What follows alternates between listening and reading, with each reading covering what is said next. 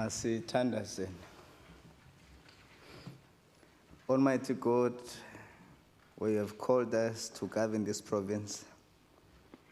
We ask your help to make decisions and laws that will be just and will promote the interest of our people.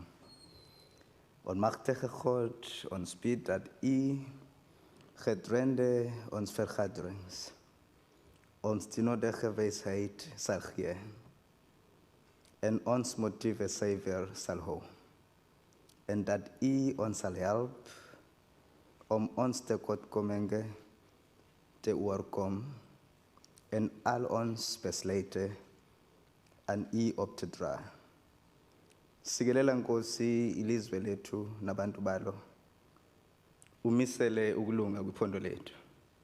Nkosi sikelela iAfrika. Gcina abantwana bayo, khokhela inkokheli zayo. Yinike uxolo Nkosi iAfrika. All this we beg in your most holy name. Amen. You may be seated.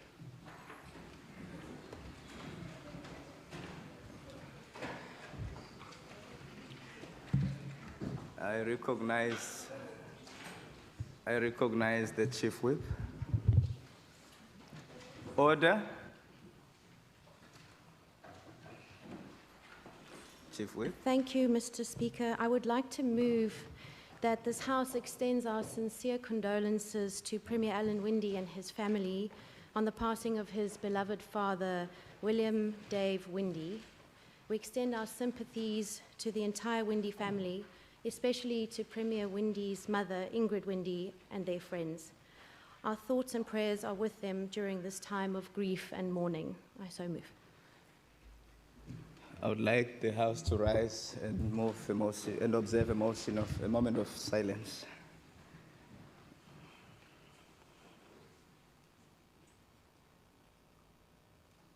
Thank you, honorable members.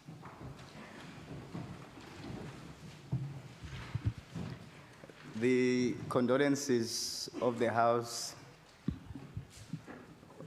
in the passing of the father to Honorable the Premier of the Western Cape, Honorable Alan Winde, will be forwarded to the family accordingly. Thank you, honorable members. I recognize the Chief Whip. Thank you, Mr. Speaker. I'd like to inform the House that absent members today have liaised with the questioners, and the following oral questions will stand over. Question 1, 2, 4, 5, 9 to 12, and 19. Thank you. Thank you, Honorable Chief Whip. Is there any objection to the motion being moved? All in Sorry, order. I Honorable didn't hear. Marais. Can she speak a bit slower so I can just follow? Thank you, Honorable Marais. Honorable Chief Whip, you want a WhatsApp it to him? Honorable Deputy Chief Whip. Thank you, Speaker. I wanted to say when the honourable member rises that he must please wait until his microphone is on so that it's on record. Oh, okay. Thank you very much. I thought you wanted to say you're going to WhatsApp the list. You just like my voice. The honourable member does it again. All right, thank you, honorable members. Honorable Chief Whip, do you mind reading your list a bit slow? Yes, please, I recognize you.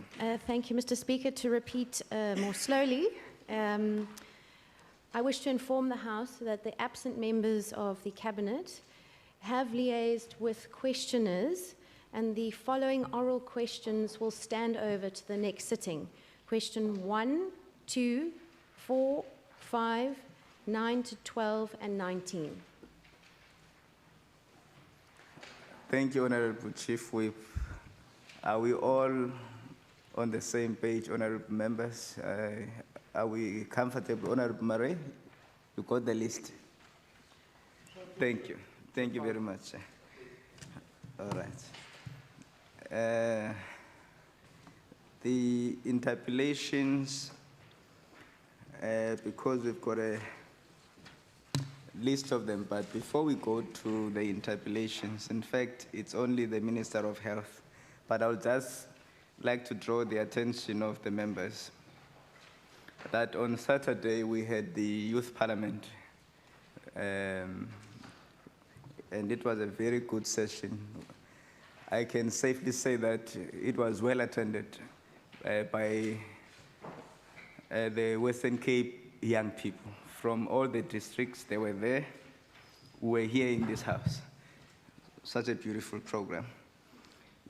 What I've done, I have ATC'd the resolutions that were taken in that youth parliament. And as a result, it draws the attention of the standing committee members of the affected committees as per the resolutions, and also the members of the executive. I would like to draw attention to the resolutions as they appear in the order paper as ATC'd. Now, let us go straight to our interpellations in terms of Rule 197, and I recognize the Honorable Minister in that order. Mama. Yeah. Thank you to Standing Committee Chair, Member Philander, for the question, interpellation. The department's goal is to strengthen the community's voice to allow them to participate within a system that is designed to serve them as patients. The idea is for them to move away from the notion of being mere recipients of health services, to encourage them to become active participants. To ensure that this happens in reality, the department passed and promulgated the new Western Cape Facility Board and Clinic Committees Act in 2015. The regulations have been published for comment on 27th of April 2017, and the closing date was 31st May 2017. The Act and its regulations came into effect on the 7th of December 2017. As part of the proclamation process, health facilities requiring a committee were designated at the same time as per the relevant prescripts. Once the Act and its regulations came into effect, the Provincial Minister was empowered to cluster the facilities, which was signed off on the 1st of January 2018. This Act enables community members to be represented on health committees, both at hospital and clinic level, to form part of the statutory role of the health department. This process brings the department closer to communities to have a voice and a say in what happens within the health system. The formalization of clinic committees and the facility boards provides an ideal opportunity to formalize the community governance arrangements. In order to capacitate these structures, the training was conducted using the NGO, which was best positioned to do so. It developed the course content following a co-production process via stakeholder engagement. A one-day induction and orientation program for all health facility boards and clinical committee clusters was scheduled for 2018-19 budget year, followed by substantial more training. The pilot sites were in 5 rural districts. It was a one-day orientation program which covered the topics such as what is health governance, what are the facility governance structures, what is the recruitment process for the committees and the board members, the roles and responsibilities, interacting with the members of the community, monitoring and evaluation, and general administrative guidelines. Also, they were given a pocket handbook, states as a quote, guide for primary care facility governance structure members. In order to ensure the optimal function of these structures, the department is in the process of recruiting an assistant director for statutory bodies, and plus also 2 community liaison officers for the metro and the rural area. This is an open process and transparent that cannot be politically manipulated. The Act is clear about the appointment procedures. Positions are widely advertised, thus giving opportunity to everyone who wants to be part of these committees. Thank you. Thank you, Honorable Minister.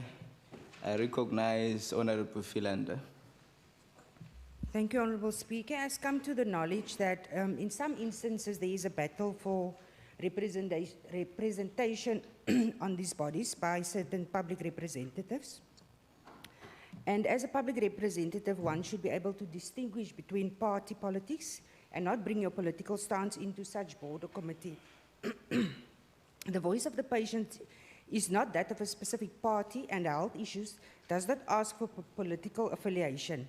What measures does the department have in place to ensure that the right voices are heard? Thank you, Speaker.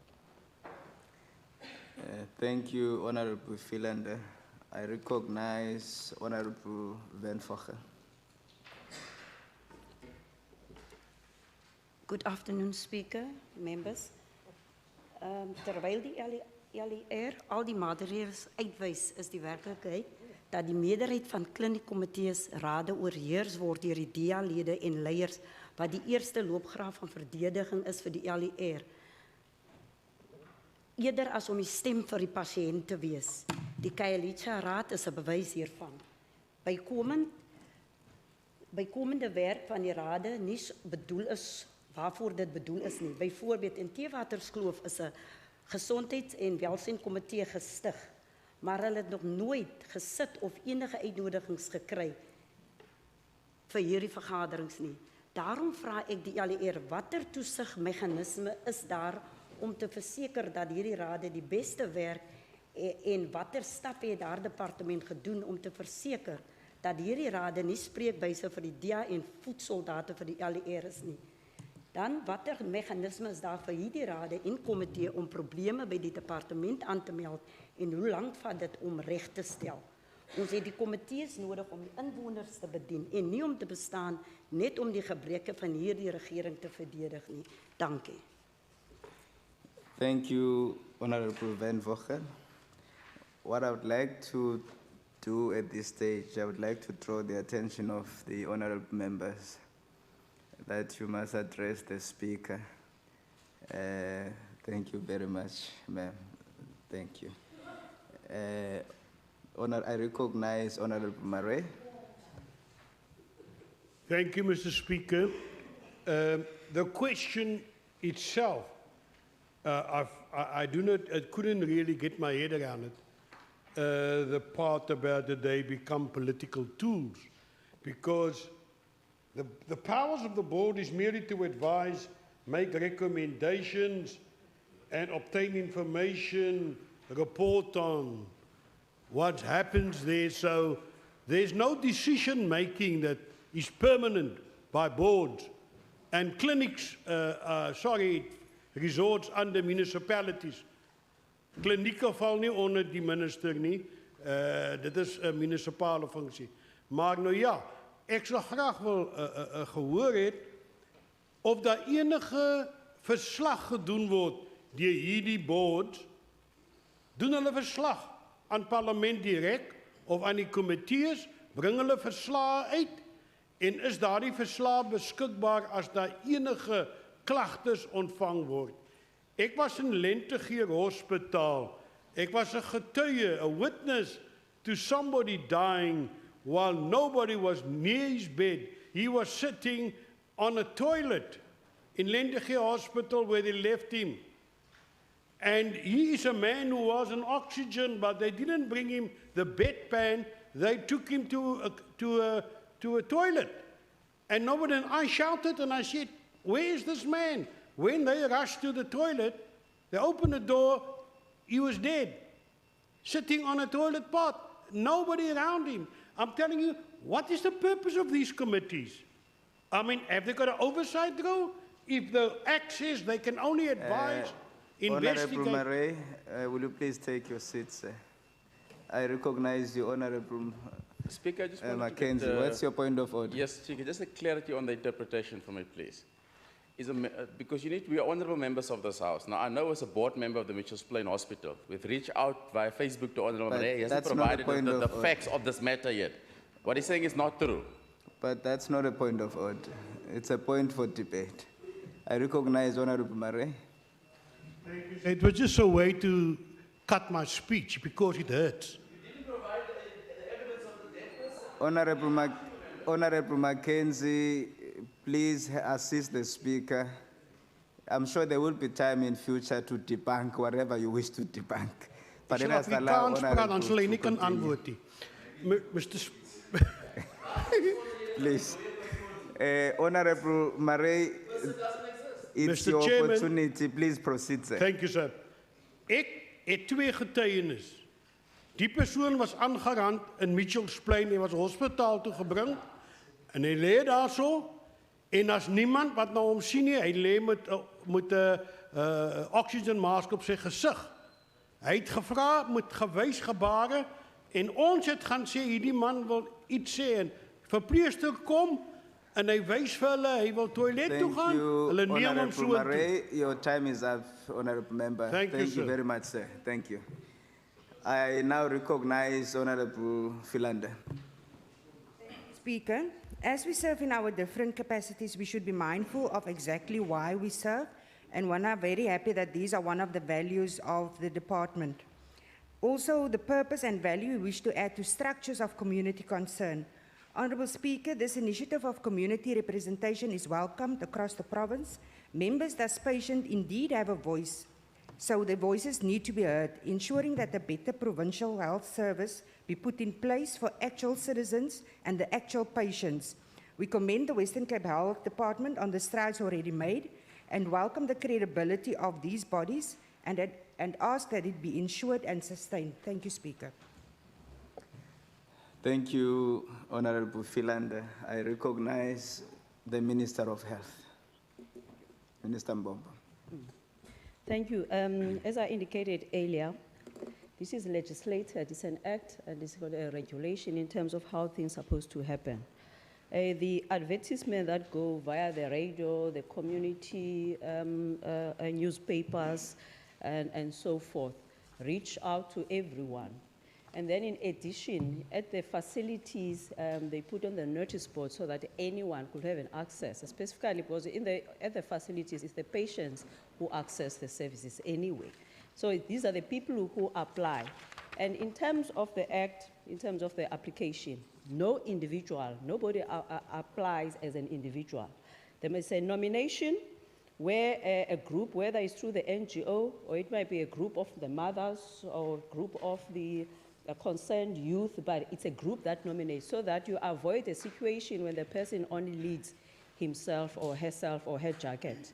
So that's why a person has got a responsibility to feed back to the group that nominated him or her. In the case of the Kailicha, for example, you get a hospital board, you get a representation, the nomination that comes from the KDF. The KDF is a multi-party platform. So if they've decided that they want to nominate this person, then let it be. You get the nominations coming from the ward committee, of which is the councillors there. They are from the ward councillors. They are from the other political party. They are not necessarily from the DA. So it's up to them when they nominate a person who's health representative in their ward committee. So there is no opportunity or space for one to represent him or herself. But of course, personalities keep on changing. Some of them might not necessarily fit back to that, to the people who nominated them. And then in terms of the act, there's an annual health day where now we provide an opportunity for these structures to feed back as a group now to the people in that area. So if we're talking about the Kailicha again, it's when the hospital board has to have a health day where they have to engage with the communities outside, not necessarily in the hospital. In terms of how do we make it a point that we track that? In terms of the act, there are quarterly meetings that are supposed to happen compulsory, but at the clinics, in smaller clinics, might not be necessary quarterly. It might be once a month if it's a smaller Nyana clinic. The facility manager for clinic committees, it's part of performance management in terms of holding these meetings. Hence, they are being managed in terms of their performance, and then the minutes of the meetings, they go to the district health council, to the district manager. The hospital board meetings, they go after from district manager to the MEC, for example, so that to be able to take it forward, all that is needed. In the issue of the individual member Tatu Marais, of the individual cases is difficult to respond to because firstly, we have to look in terms of the confidentiality. Even if you could say so and so giving the name, I'll never be able to respond because from the ethical perspective, we don't discuss patients general. But what I understand is about we're painting a picture as a case study in terms of what is happening general in some context. Yes, so that's why we always say that in order for us to be able to make a person account to respond, it's better to target that specific person. If Dr. Mbombo is the one who treated you rudely or whatever in that particular hospital, everyone has got a name tag. And on the notice board everywhere, there's a please call me numbers, the hotline numbers, where immediately you're supposed to register your complaint so that we can act on it. We don't deny that there are things where we'll find that we do fail the people, but we listen and then we act. We apologize if need be, and then we also advise the person if he has to take it upwards. When you see in the primary health care, when you see about 14 million head counts at the clinics, you are bound to have some of them where you find that they've got those complaints. That concludes the interpellations, honorable members. Thank you for your cooperation. Now we'll go straight to the questions as printed in the order paper. I recognize Honorable Minister Pretel.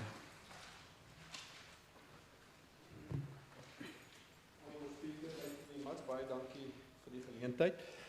Met die toestemming van die agbare lid Herren sal ek graag 'n opsomming wil gee, is bietjie tegnies en dan kan ek dit ook inhandig.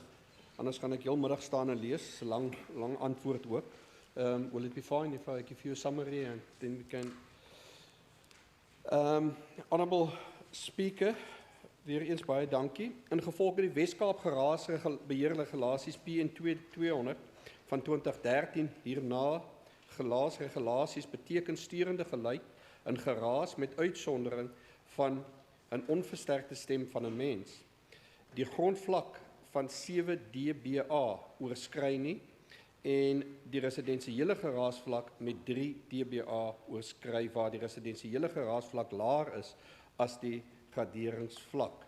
As ons kyk na die volgende paragraaf, ingevolge die bogenoemde omskryf die geraasregulasies die graderingsvlak as die toepaslike buitelug ekwivalent deurlopende graderingsvlak aangedui in tabel 2 van SANS 10103, terwyl die residensiële geraasvlak gedefinieer word as 'n alomvattende geluid in 'n gegewe situasie op 'n gegewe tydstip gemeet aan die lesings op 'n geïntegreerde impulsklankvlakmeter.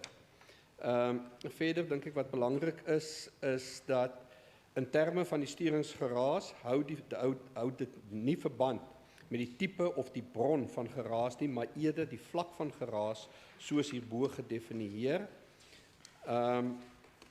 Ook belangrik is dat die vereistes om die redelikheid van 'n geraasoorlas te bepaal sluit die indiening van 'n beëdigde verklaring insluitend die duur, die frekwensie en die aard van die geraas. Regulasies 12.1a stel dat die plaaslike regering mag enige persoon of enige tipe lokaal van enige van die bepalings van hierdie regulasies vrystel indien hulle 'n proses gevolg het. Die munisipale sweer is verantwoordelik vir die toepassing van hierdie regulasies en ook die vrystelling daarvan nadat hulle deur 'n proses gegaan het. Baie dankie. Thank you, Honorable Minister. I recognize Honorable Heron. Thank you, Speaker, and thank you to the Minister for the reply. If I understand the Minister correctly, the measurement for for noise is what determines whether it is a noise or not, and it has nothing to do with the source of the sound. But more importantly, the local municipality has the authority to exempt a particular sound or a venue from the noise regulations. The reason I posed the question was because the City of Cape Town has been engaging with the Zinatal Islam Mosque in District 6 around a noise complaint, and the City of Cape Town has been attributing their action against the mosque to the Western Cape noise regulations. If I understand the Minister correctly, when the mayoral committee member for community services in the City of Cape Town says to me, Brett, please help us review the Western Cape noise regulations now that you're at the Western Cape Provincial Parliament, so that the provincial level and the regulations and bylaws can speak to each other cohesively, that is wrong. That in fact the City of Cape Town can amend their bylaw or implement their bylaw in a way that exempts the call to prayer or church bells from breaching noise regulations. Can the Minister confirm then that the City of Cape Town has the authority in terms of the noise regulations to exempt religious sounds from enforcement? Thank you, Honourable Member. I recognize the Minister. Honourable Chairperson, I think what we need to do is also, if we want to change the regulations, we can do it through the Standing Committee and bring it to Parliament, and we can debate the issue further. The province is the responsible government sphere to make the regulations under Section 25 of the Environmental Conservation Act, but the local authorities, the implementing agent, according to the Constitution, 156 of the Constitution. So what we do as a province is that we train municipalities. We do it in conjunction with our air quality monitoring team. They go out, they train officials within the municipality how to determine and how to use the handheld devices, etc. But the enforcement thereof is definitely a municipal function, and they can implement it, and they can also go through a process where they interact with the community. Ons noem dit kwytskelding van as daar so 'n behoefte is. Thank you, Honourable Minister. I recognize Honourable van der Westhuizen. Baie dankie, agbare Speaker, Minister, dankie vir u antwoord en die toelichting.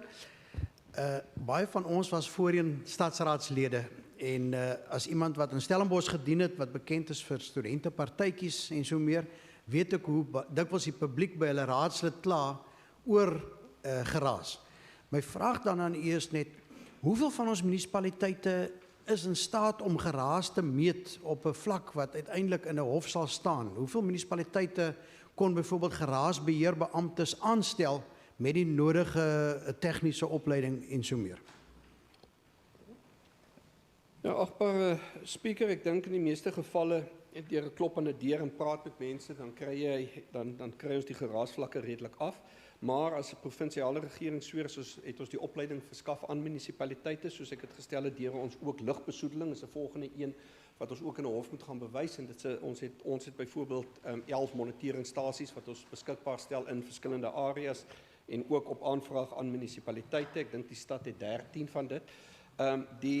Die wat betref die geraas het ons in die provinsie 4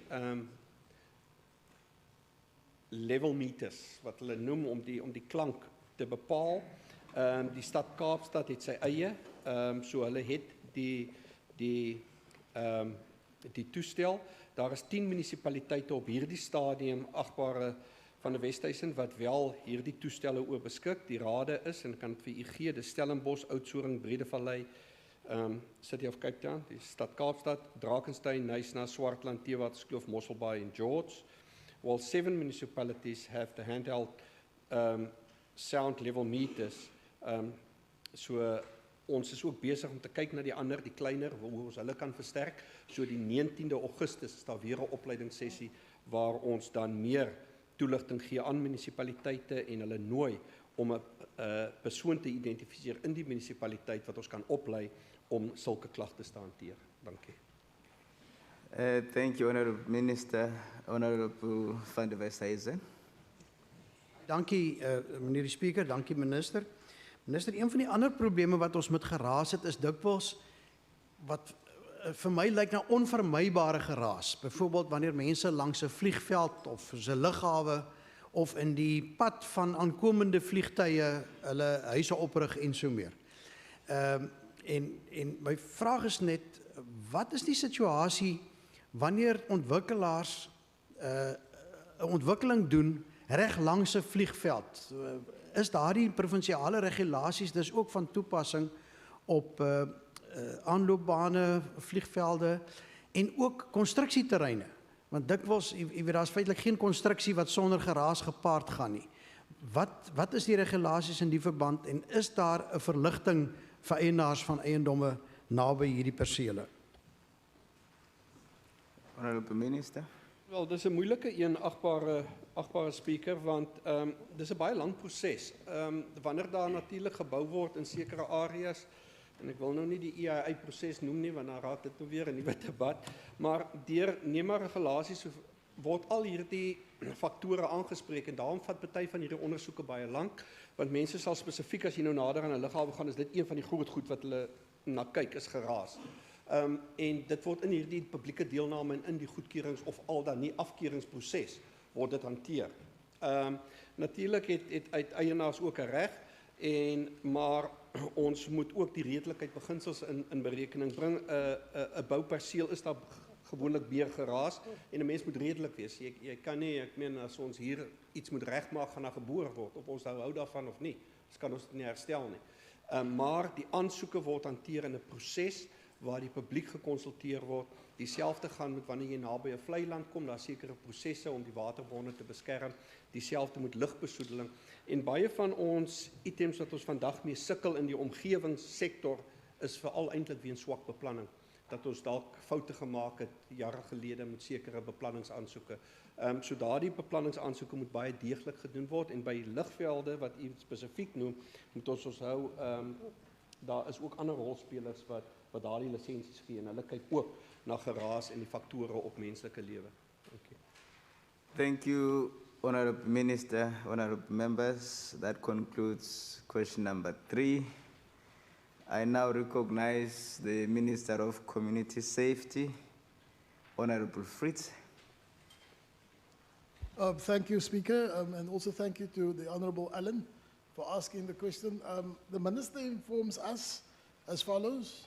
The A part of your question, in terms of military protocol, the number of troops who are being deployed will not be divulged. Second part of your question, B, the mission readiness training program has been conducted in support of the South African Police Services operations.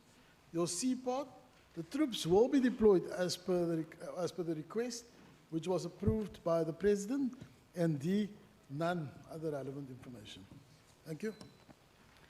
Thank you, Honorable Minister. I recognize Honorable Allen and followed by Honorable Heron.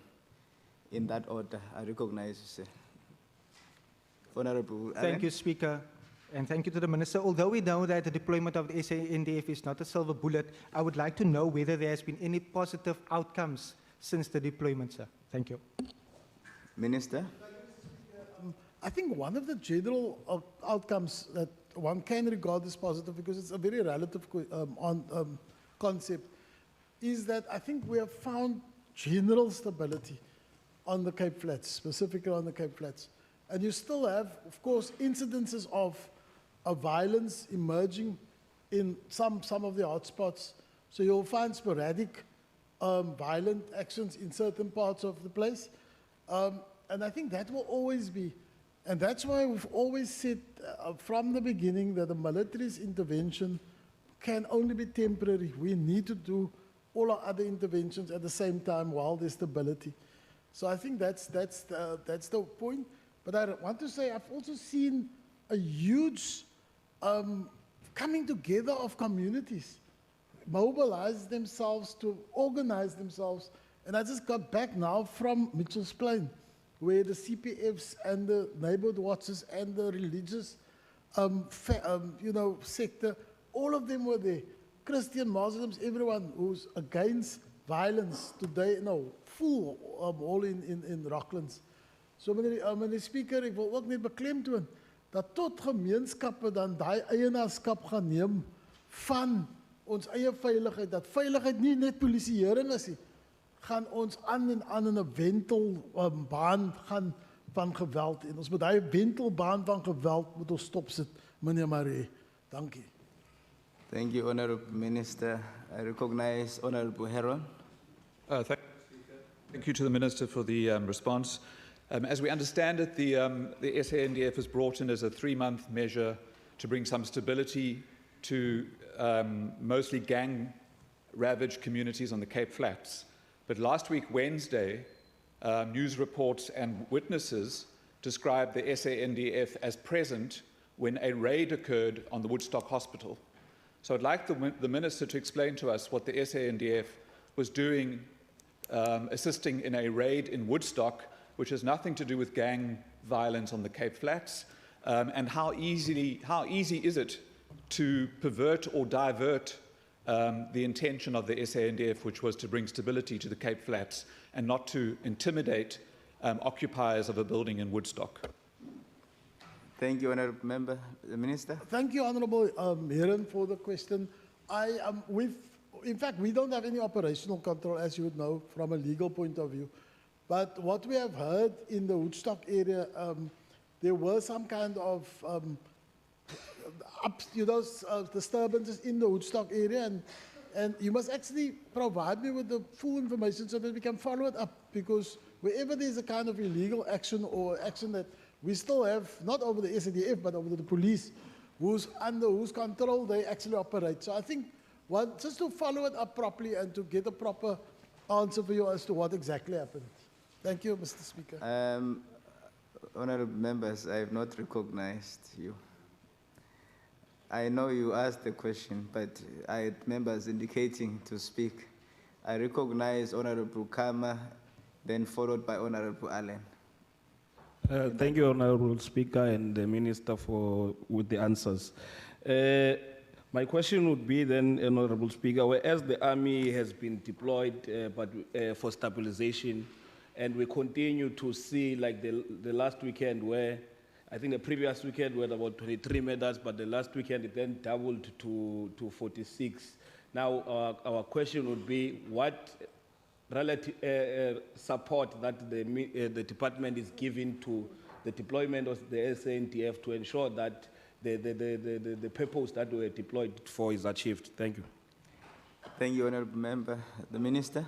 Thank you, Mr. Speaker. I think that's it's quite a good question, and the reason why it is so that we can once and for all get the context of these numbers of statistics. And I really want to say, Honourable Kama, we were at a pay weekend last weekend. Now, if you also compare the other pay weekends of May, June, July, in May it was 71 deaths. In June it was 66, and it came now down to 46. I just want to emphasize the pay weekend. Anyone who knows the province and everywhere, if you go into towns, you see the link also with alcohol abuse and all of that. So that's, I think, the first point. The second point is that a lot of that violence and those murders were interpersonal murders related to people who know each other. In many instances, a domestic, in fact, in one case we had a boyfriend that stabbed his girlfriend to death in Beaufort West. So you have those, and it's not all ascribed to gang violence. Gang violence of all of that is about 10%. And it's still high, don't get me wrong, but I think we need to also deal, and when we talk to the approaches to this violence, you'll see how other departments come involved with the trauma counseling, with family values and family strengthening programs, that we look at that. A very interesting statistic. Now, you know, sometimes we like some people, we don't like some other people. But let me just give you a very interesting statistic. In Bonteheuwel, on the 30th of June, the Army, the neighborhood safety team was deployed. And since the first, they were deployed on the 1st. The last murder occurred on the 30th of June. So there's not been a murder up to today, the 1st of August. I'm just making it very interesting. And so we must learn from those lessons. It looked like boots on the ground helps, but we must also bring our social interventions to really, so that the Army can really leave in 3 months' time when they have assisted with stabilization. Thank you, Honourable Minister. I recognize Honourable Allen. Thank you, Speaker. I would like to know what steps the Department of Community Safety, together with the Western Cape government, is taking to ensure and to keep us safe when the troops are no longer here. The Honourable Minister. Mr. Speaker, the Premier has convened a Premier's Safety Priority Committee. And that committee, the whole idea with that committee is to personally convene that, that's how serious we regard that committee, or the whole issue of safety. And that committee brings along all departments, From health, who pays 25,000 rand for every death. You know, every murder, you pay, after the person is dead, they pay 25,000 rand. To social development that will assist with trauma counseling and other interventions. To economic development, we must create work. But our environments must be correct so that why can't we have in Menenberg a tourism setup? You know, why can't we? Why can't people come and have lunch in Menenberg and without fear for that? The point we're making is we need youth unemployment, the entrepreneurship, and I'm starting to answer your other question, Mr. Kama, Honorable Kama. But those are the issues that we need to deal with, Mr. Speaker, because until we deal with that, until we deal with the dropout kids not dropping out of school, getting them stay in school and let them finish matric, and let them go in for skills development, what economic development, all of that, we are going to have this, as I said, Afrikaans is such a beautiful, Wentelbaan, Afrikaans 101 quickly, but Wentelbaan is like a rotating cycle of violence. We must disrupt it, we must stop it, we must end it, all of us. And we can do it. We can never allow evil to survive and to conquer us. Let us, and I like the kind of spirit in the house, because I must say Mr. Kama, Honorable Kama works very closely with us. That spirit is going to solve the problem. Thank you, Mr. Speaker. Thank you. Thank you, honorable members and honorable minister. Honorable members, order, please. That concludes this question. The next question is asked by Honorable Philander to Honorable Minister Mbombo. I recognize Honorable Minister. Thank you again, Chair of the SC Health.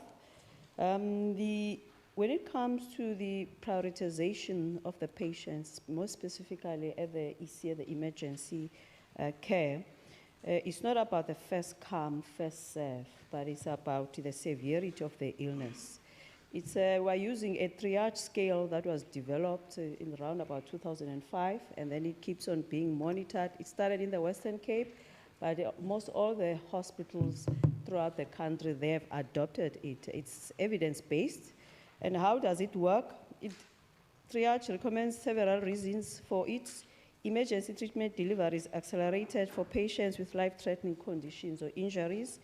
All patients requiring emergency care are categorized according to their clinical status. Patient flow through the emergency centers improves, thus you can decrease the overcrowding.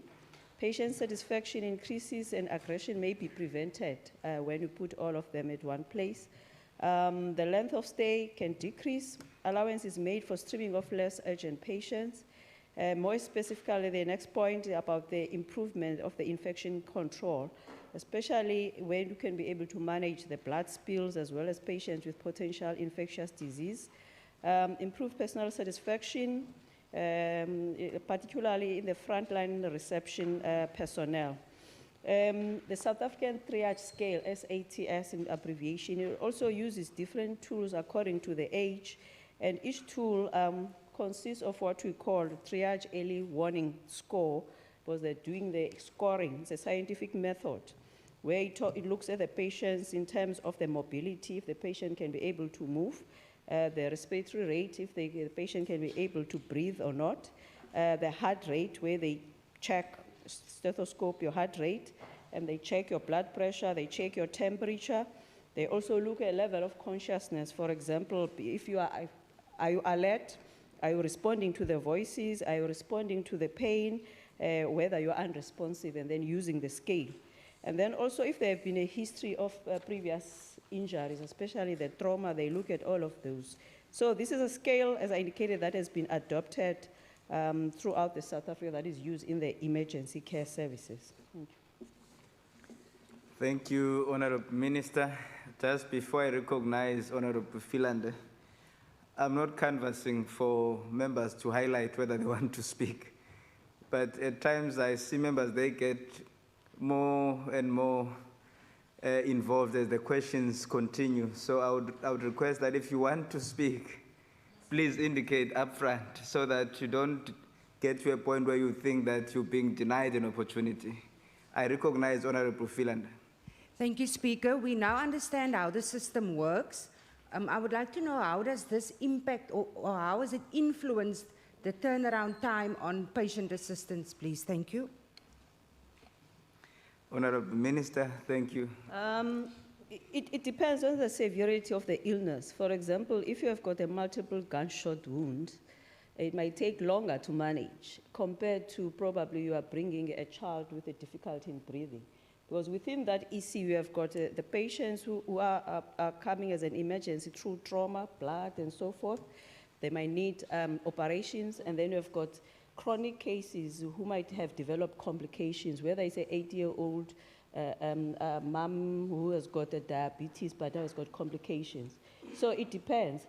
However, previously you'll find that you might not be able to know when they come in, and then up to the time that they went through the process, you might not be able to track the patient. For example, you call, there was a patient who came there, where is he or she? Now we're using the technology called HEMIS. It's a HEMIS where electronic, where people now get punched in within the system, and then each and every station they go to, you can be able to track. That's why it becomes easier to know for how long, but there are some people who call, say that I've been there for 6 hours. And then when you check in the system, actually we are still at the X-ray, and you have been there for 1 hour. So as we evolve, we keep on using innovation and the technology to be able to check that. Thank you, Honorable Minister. I recognize Honorable Van Vogel. Mama Kamba Njongi.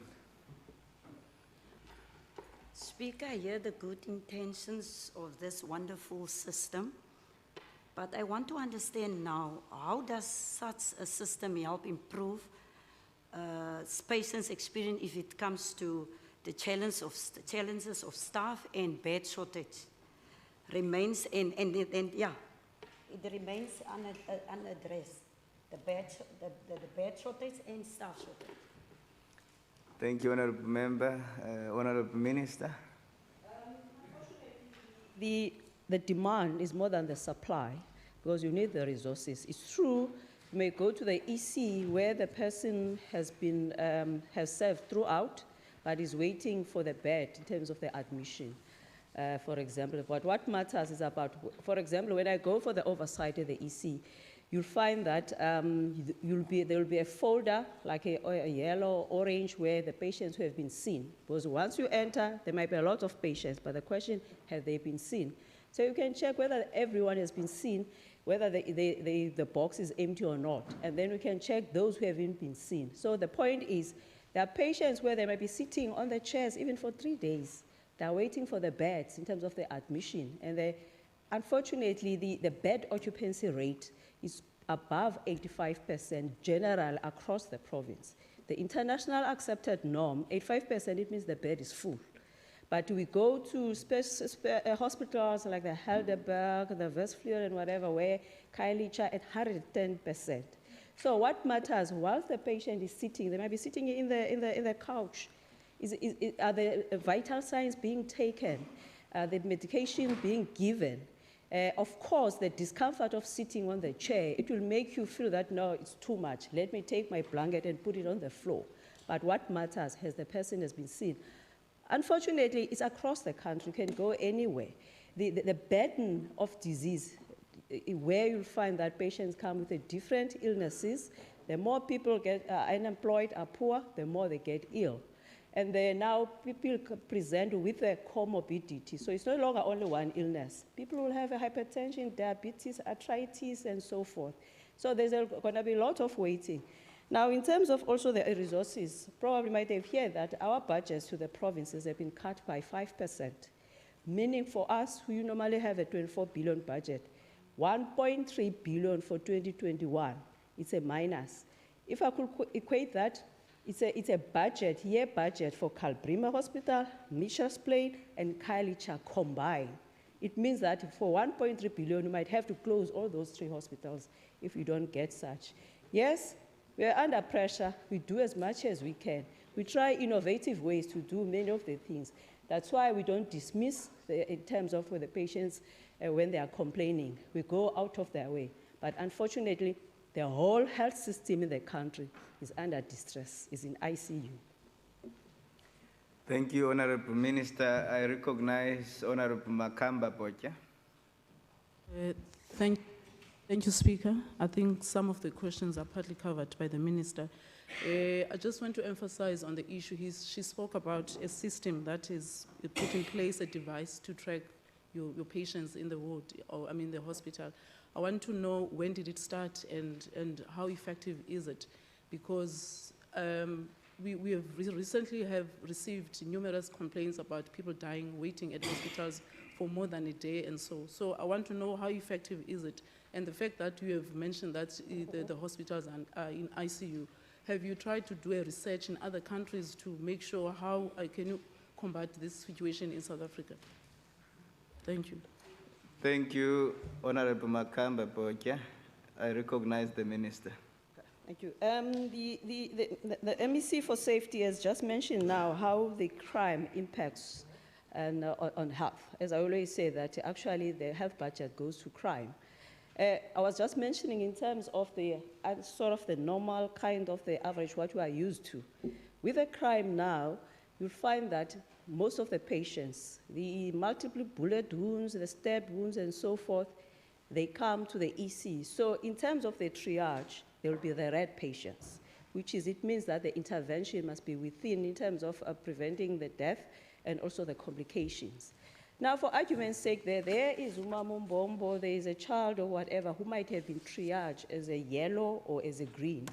Probably might be there at 5 a.m. But with the amount of those people, like for example in Kailicha this weekend, Friday, Saturday, Sunday, each and every in the payday weekend, there were more than 100 cases at the EC, 26 average each day for resuscitation, meaning that the people who might not necessarily have been a red patient as emergency will end up waiting because we have to save the lives of those. Now, the question what you are asking about, how do we be able to track that? You will have tracked that actually the patient came with triage as a yellow or as a green. And then come 10 of the people who have been stab wounds and whatever, prioritize. Whilst it was green, and then when now she or he end up being assessed, actually it has gone from green to yellow. So there's that kind of the whole of this system. And then actually even the death, so whether they die at the hospital or they die when they are being killed outside, they go to our mortuaries for the post-mortem. To assess a patient for a post-mortem, member Lega will understand how it works. He has been so passionate about it. For a multiple bullet wound, where it needs a forensic pathologist, which is, I'll talk about the people who have got 20 years experience, the specialists, the professors, it takes longer to find the cause of death. And then down the line, the people are calling, can you please release the bodies of our loved ones? Because we want to bury, but unfortunately, for the sake of justice, part of the inquest, because it's a crime scene, we have to do some justice. In some cases, the same pathologists have to go to be witnesses in court in terms of the cause of death. So that's why I'm saying that whilst we're trying to strengthen our systems, but we'll find that with a lack of resources, we'll always be having all these kind of situations where in terms of the response, it is, as I indicated, it happens everywhere. Baragwanath Hospital will hear the same case, but understand also that Western Cape and Gauteng, because of the in-migration, the patient numbers, is completely different. Whereas, for example, in the Eastern Cape, I know that the bed occupancy is even below 70, 60-something in others. So they might not have some of those challenges if you go to Salamakwan and whatever. There might be those that are related to communicable diseases. Now, in terms of also from the other countries to rent, that's why the universal health coverage, UHC, that we are welcoming, that is coming, which is long overdue, that has happened in all other countries, is related to the quality of care, financial risk protection, so that you don't only need to have money in order to be able to access care, and also the issue of the equity. So we are welcoming that. Thank you, Honorable Minister. It does appear that no more member. Honorable Philander, all right, you're welcome, ma'am. Thank you, Speaker. This system that we are referring to, is this implemented nationally? Of course, there's always room for improvement, but there's a world of difference. Or is it the Western Cape Initiative? I would like to establish that. Thank you, Speaker. Initially, it was tested as a part of the research by the Western Cape in 2005, which is, then it ended up being adopted by South Africa. So it's a well-researched with various input across, but this is a customized intervention that is done international. Everywhere you go, they're using the triage system. But because of the changes of the disease profile in South Africa, then we have to keep on customizing it. Because in some parts of like in Japan, it might be a 120-year-old who's only presenting with a sore thumb as an images, compared here. So, yeah. Thank you, Honorable Minister. Unfortunately, Honorable Mare, I recognize you late because, again, as I requested earlier, you indicated a bit late. And that now exhausts the time for questions to this specific question. 3 times, but I accept your ruling. You didn't see me 3 times. Yeah, I now know that I will see you the first in the next one. My apologies, Honorable Member. The next is question number 8, asked by Honorable Bosman to Honorable Minister Fernandez, the Minister of Social Development. I recognize you, ma'am. Honorable Speaker, I wish to thank the Honorable Member for the question. The question has 2 parts.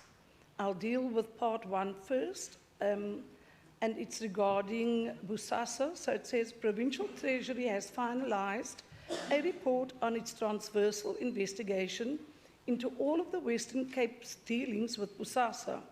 Provincial Forensic Services has furthermore been tasked with investigating allegations which were made at the Zondo Commission relating to payments to 2 former employees of the Department of Social Development by Bosasa.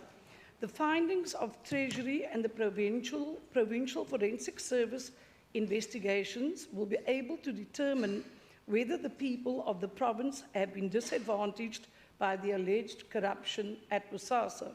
The Treasury report is currently with the AG, who is studying the content thereof.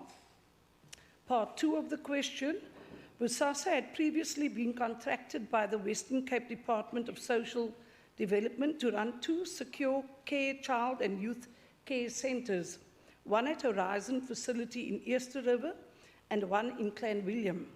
Bosasa itself is no longer involved in the rendering of these services since the company was placed under liquidation. The continued rendering of these services is now the responsibility of the liquidators, who have undertaken to maintain operations at the 2 centres until the expiry in May 2020 of the existing contract for these services originally held by Bosasa.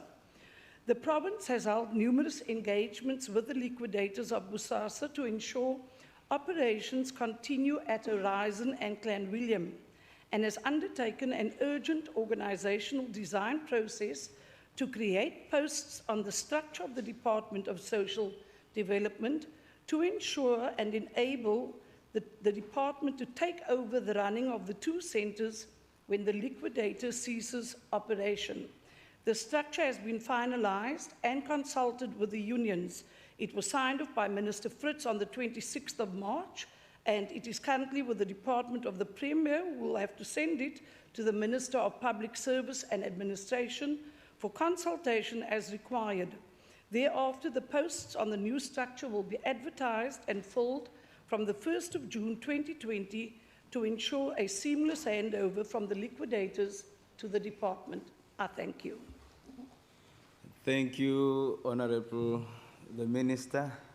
Are there any follow-ups? None whatsoever. That concludes questions that concludes question number 8. Now we are on question number 13, and that is Minister Mbombo, and the question is asked by Honorable Van Vogel. I recognize you, the Minister. It shows it's Women's Month. I said, oh, it's me again. All right. I'm being baptized because it's a Women's Month. Okay. Thank you, Member Van Vogel, about what is the state of the readiness for the rollout of NHI in the province and what lessons for the project. The National Minister is convinced that the NHI, as conceptualized, is the answer to take us towards the universal health coverage for all. NHI universal coverage is not the same thing. But the Western Cape does not agree that is the right path, especially in the form it was presented to the National Council of Provinces. Noting that the NHI bill has only been sent to Parliament last Friday.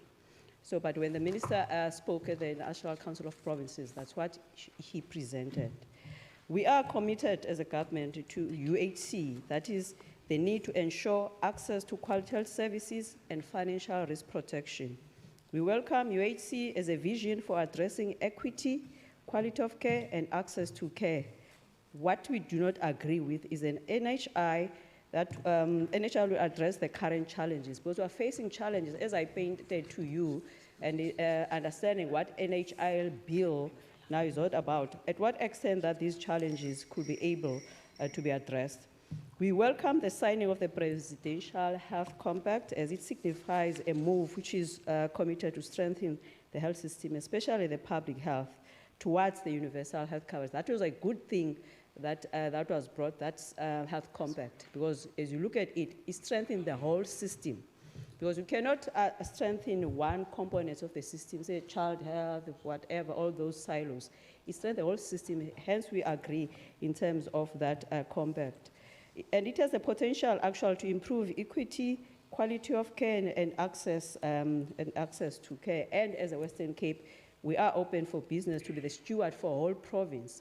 Noting, when I say a whole province, not only for public service, inclusive of the private and also in terms of from the civil society part of this. To this end, we will be convening a consultative forum with all stakeholders on the 5th of September 2019. I'm not sure whether the Standing Committee has received the invite. And across health departments across the country, as I indicated, they face similar challenges, a high burden of disease, as evidenced by the increased bed occupancy, as I've mentioned. According to the NHL bill and its thinking, the answer to these problems is a nationalization of health resources.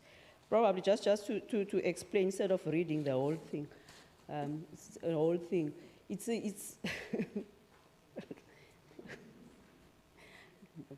instead of reading the whole thing, what NHI bill is about, it's about where all the resources from the provinces must be nationalized and create an NHI fund that will be managed at the national level.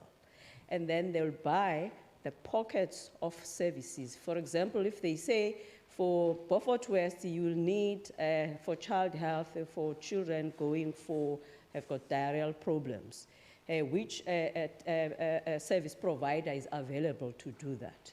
And then for those ones that have been accredited, and then that child will be sent there. Provinces have got lesser role, there's nothing. The private, also they've got a lesser role, and they don't talk much, even in terms of those people, the 15% that are not supposed to, that were not even dependent on the public. At least they were dependent on the private. They're not talking anything about that. Now, in terms of whether the readiness, we might not say we are ready because the bill has only been passed now, and they haven't sent yet to the province official so that we can make an input. In terms of the NHI pilot site, for the Western Cape, it was the garden route, and there were all the 10 or 11 of the other pilot sites throughout. And the report has been there, where actually there's nothing you can learn from them. All that was promised that was supposed to happen to make those to learn from when now it's being rolled out. You hear about how actually nothing has improved and everything. So that's where we are. Thank you very much, Honourable Minister. I see Member Philander.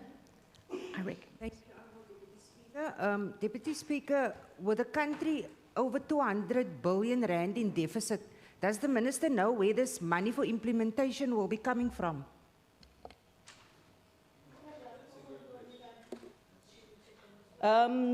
in terms of the projections that were calculated by the then minister, remember it was just a thumbsuck.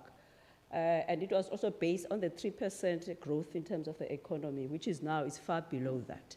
So at this stage, when you scan the bill, the possible where they could get the money, first thing is about to reduce the equitable share from the provinces. Secondly is to reduce or take away conditional grants from the provinces. Hence, there was a say about centralization of the central hospitals, because we do get the grant, although it's not enough for these 2 hospitals in our side. I think Gauteng there are 4, in total there are 10. And then thirdly is about to piggyback and see from the medical tax returns, but they are not sure yet. So where we are is still based on the principle that firstly, let's take the money away from the provinces. So that 5% below that I was talking about, although it was not necessary for the NHI, 5% for our budget, is based on the saving the SOEs. So nobody knows where it's going to get the money from, except to rob Paul and pay Pauline. That's the evidence. Thank you very much. I see the Honourable Member Mackenzie.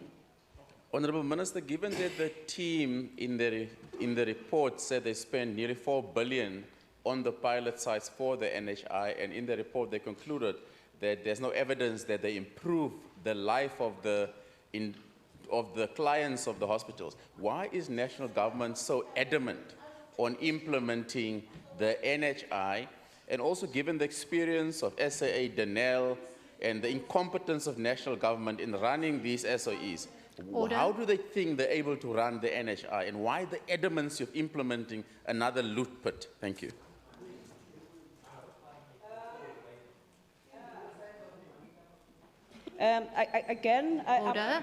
Order. I must stress this. No one is denying a need for the universal health coverage. It's a must.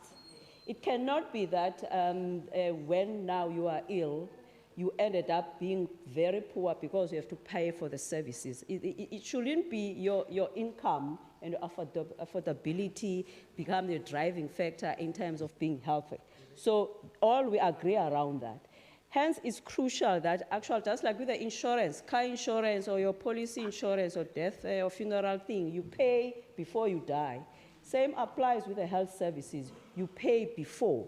And it's a state of the state, it's a nature of the state where the haves subsidize the have-nots, which you, for example, at the school, we know that you have got a school rebate.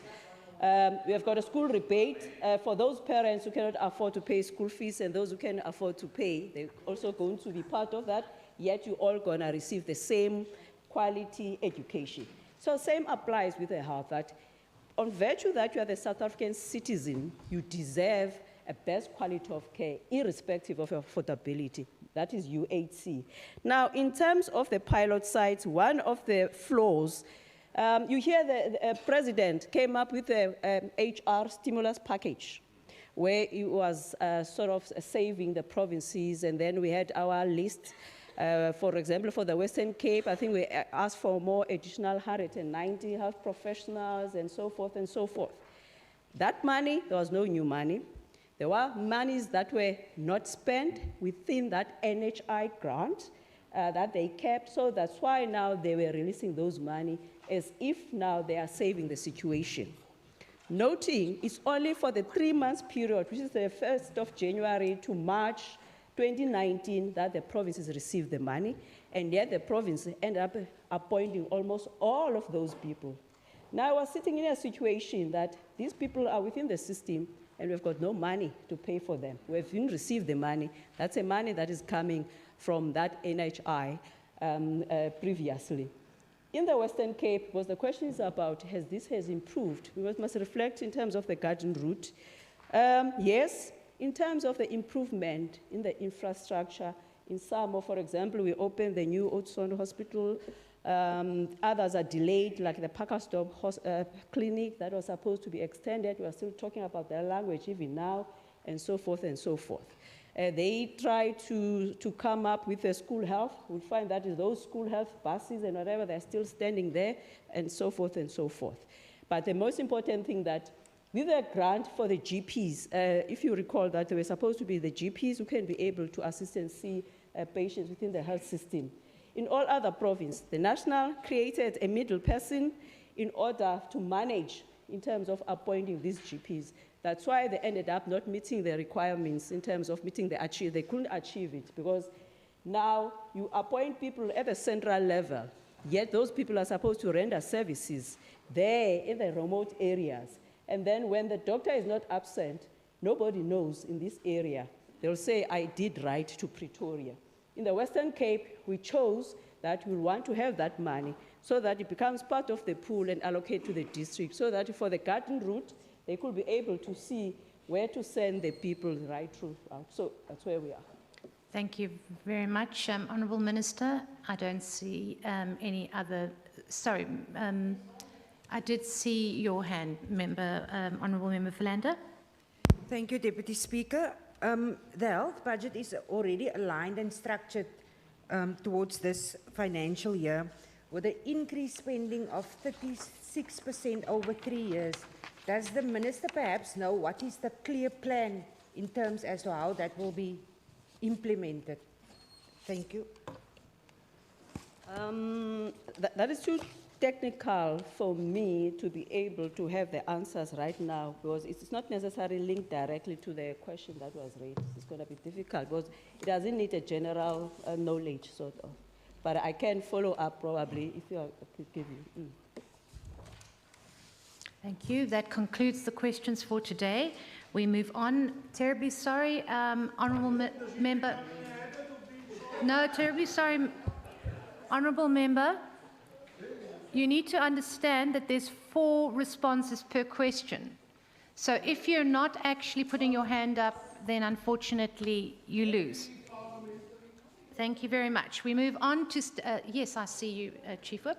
Thank you, Deputy Speaker. Deputy Speaker. Order, please. Deputy Speaker, I would like to draw your attention to the fact that I have noted one of the members from this side raise her hands several times, but you could hardly look at the side. So next time, can I just ask that you look around the house and not focus on one side? So noted. Absolutely. Thank you. We move now on to statements. I see the Honourable Deputy Chief Whip. Thank you, Honourable Speaker, Deputy Speaker. Honourable Deputy Speaker, we don't put up our hands in this house. You get up if you want to speak. You really don't have to be so petty. You are being so petty. You rather So keep noted. quiet. Thank you. Order, members. Can we move on to statements? I recognise the DA.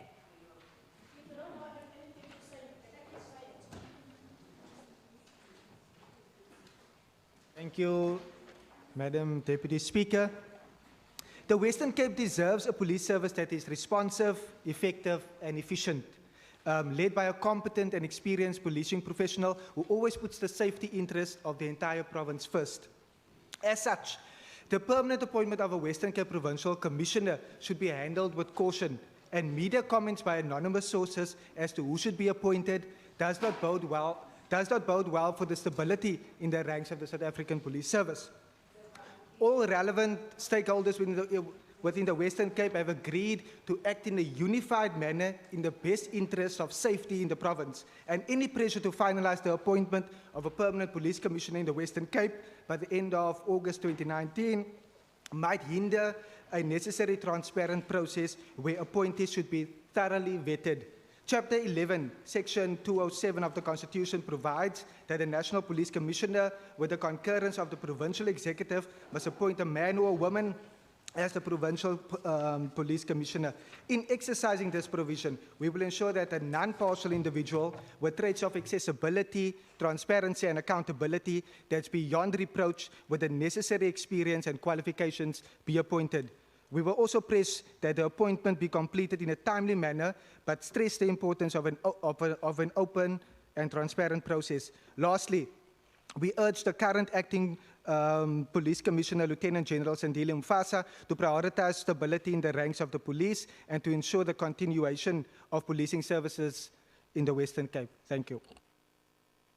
Thank you. I recognise the ANC. Thanks, Honourable Speaker. Our statement is read as follows. What is the DA doing about its new human settlement, MEC, Honorable Titus Simas, and I'm sorry, Tertius, yes, and the many allegations against him? No wonder people are losing confidence. No. Please. Are losing confidence in the DA. Newspaper achievers are for long overflowing with information of wrongdoing. What an example does he set, or the DA, for its followers to emulate by ignoring the many allegations, yet it preaches to other parties on taking steps against their public representatives. There are those allegations of driving around party faithful without a valid driver's license, and that another senior DA member of this government. Could you just take your seat, please? Thank you, Honourable Deputy Speaker. Deputy Speaker, I rise on Rule 59, reflections upon members, and I would like you to rule on that. If I can consult the Hansard and actually refer back to you. Thank you, because I didn't hear that. Thank you very much, continue. Speaker. Don't panic, Honourable Member. If you can continue. There are those allegations of driving around party faithful without a valid driver's license, and that another senior DA member of this government supplied the vehicle. But it is in the newspaper stories this week that speaks to Honourable Member Lilly, can you please take your seat? I have to see the Honourable Deputy Speaker, I rise on Rule 59.2 under reflections upon members, and I want you to rule on that. Go read the rules. Members, once again, I will actually consult the Hansard. As far as I can see, can I just check with the table staff, is your time up? Yes, it is. Your time is up, Honourable Member Lilly. Speaker, no, that is unfair. You can't allow that No, he didn't. honourable member to interrupt me. No, that is really Honourable out member? of order on your part. No, let me explain. The Your chair. time was up before he rose. No. Okay. I'm watching the table staff Chief here. Whip, please, Chief Whip. Okay. Chief Whip, at all times you must be partial. Members, just have a seat. I see the Honourable Chief Whip. Give me a second, Honourable Lilly. Thank you, Madam Deputy Speaker. The rules are very Honourable, clear. Just have a seat. No, I'm trying to establish what the facts are. Honourable Member, just sit down for a second, please. Definitely, but if the Chief Whip rises, we have to let you sit down. Relax, yes. Thank you, Madam Deputy Speaker. The rules are very clear that members may make statements for not more than 2 minutes. That's So unfortunately, if the member speaks slowly and doesn't get to the point within 2 minutes, that is hardly the fault of the chair, and the rules so provide. Unfortunately, Speaker, my phone is just in front of me. Maybe he is misleading the House by suggesting that I even pass 2 minutes. You are misleading us. Honourable Member, Please allow me to finish. can I speak? May I speak? Yes, Address please. you. So there is no malice here. When the table staff tell me that the time is up, then the time is up. It honestly is no particular malice towards any member in this House. Can I ask a question to you, Speaker? Yes, you may. How many minutes did I speak? Table staff, for full 2 minutes. How many? Full 2 minutes. No, but you must be honest here in this House, Mr. Speaker. Please, please, phone is Honourable just in front Member, of me. we're starting on a good note. Please No. don't cast aspersions on the Speaker. That honourable member interrupted me twice. I hear you. But I'm telling you now that the table staff had alerted me that the time was up. No. You see, Chief Whip, Chief Whip, I don't think, I'm sorry, Speaker, what you are doing is really unfair on my part. I'm not sure whether now you are ruling on the basis of party politics or Not at on all. the basis. No, because Point of order. my time is just in front of me. You know, I think that we're going to have another solution to this time issue. Because if the Speaker's office decides to display time on either side, then there's going to be no flexibility. So I think that we have to stop thinking that anybody that sits in this chair is deliberately trying to take time away from anybody. There's absolutely no reason for you to actually cast aspersions at the table staff or to myself, Honourable Member. I think that we are only being fair. It is in the open for Point of everyone, order. even in the gallery, everyone can see Yes, that we you will are certainly look just at that. biased Point on of that order. side of the house. Two of them, Point they of interrupted order. me without even finishing my statement because I... On a point of order? Just, Honourable Member, can I ask you to sit so that I could actually hear the Chief Whip?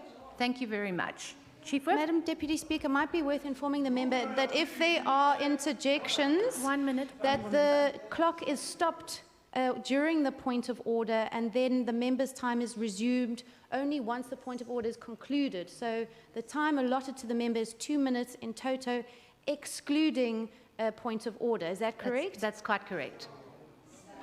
Again, that is not true. That is not true. It didn't happen like that.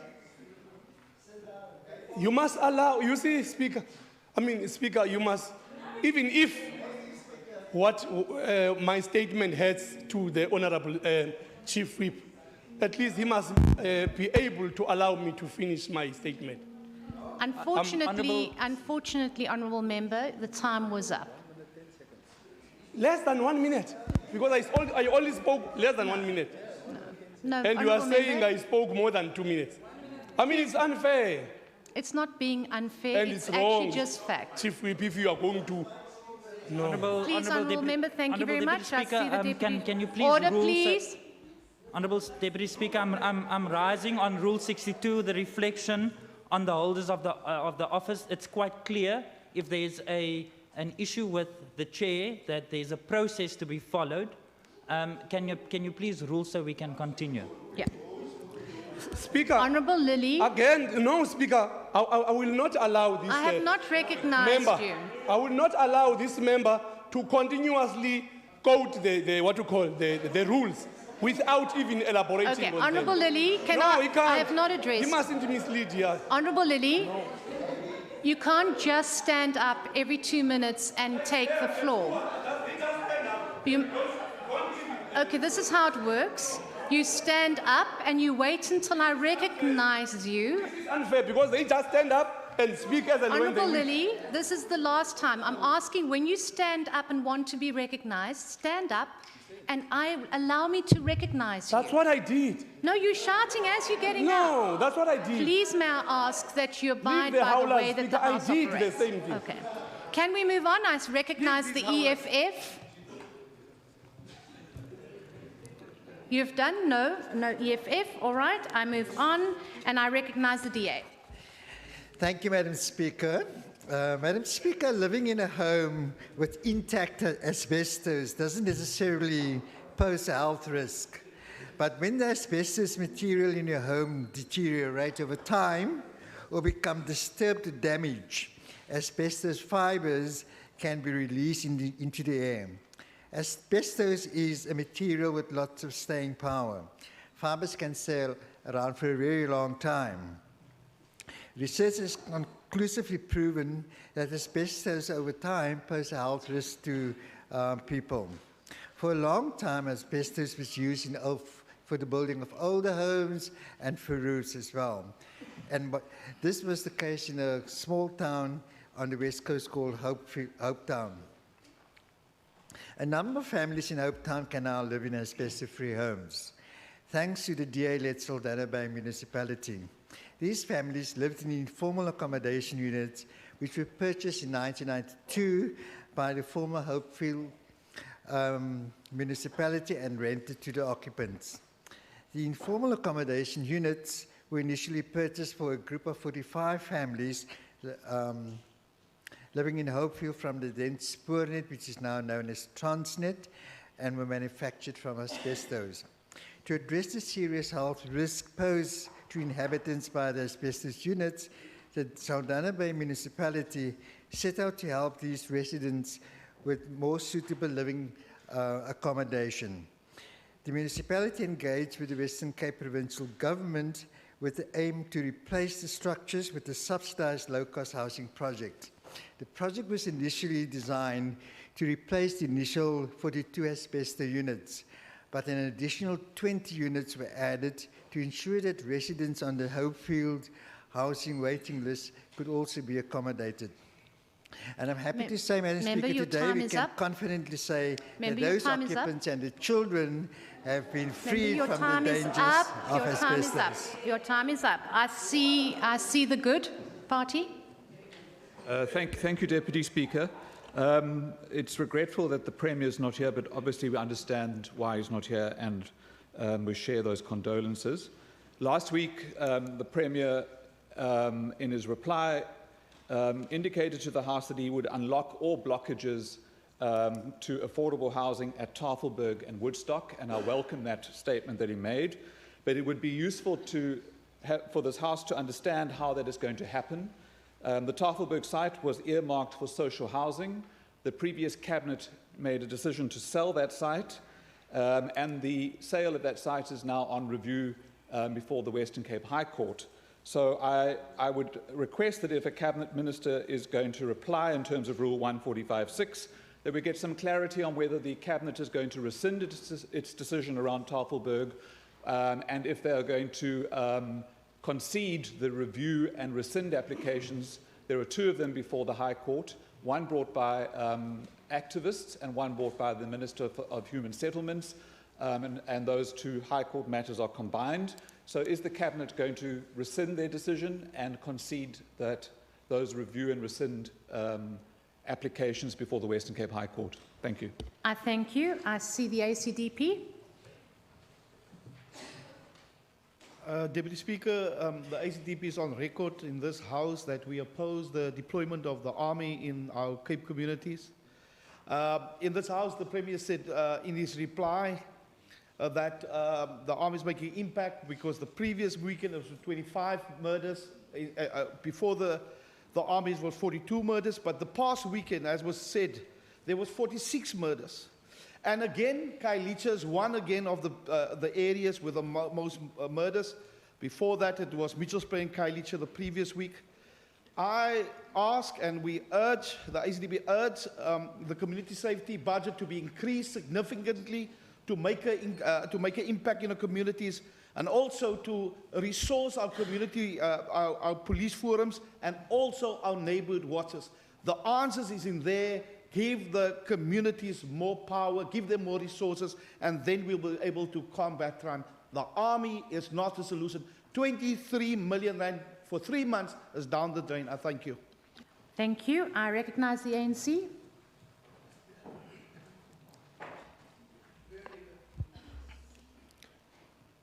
Speaker, DA-run municipalities are in chaos in the Western Cape, and people have lost trust in the DA councils. In Matikama this week, the DA was voted out of power. The people have spoken through their councillors' vote of no confidence. Order. This follows the Cederberg DA lost control in motions of no confidence in the Mickey Mouse DA leaders in the party as a whole. Almost on a weekly basis, another municipality sounds the call to be delivered from the DA. Who will be the next DA-led municipality to fall and to be replaced? What's the space, Speaker? To add fuel to the fire. Order. The DA bragged of its so-called readiness for the fire season. In the latest fire disaster, the Masipumelele area were hit the hardest, with a resident killed, almost 1,300 structures destroyed, and 3 firefighters injured. Clearly, Cape Town struggles to get a grip on killer fires and floods. On the waterfront, the DA still struggles to get supply in drier areas on course, but also on overcharge in Cape Town, where its restrictions are set high for the supply that has been restored by the bountiful rain. And in Tshwane, The DA refuses to disclose fully the golden handshake to a senior official who is said to have given 7 million rand. That is the DA fleecing the people. I thank you. I thank you. I recognize the DA.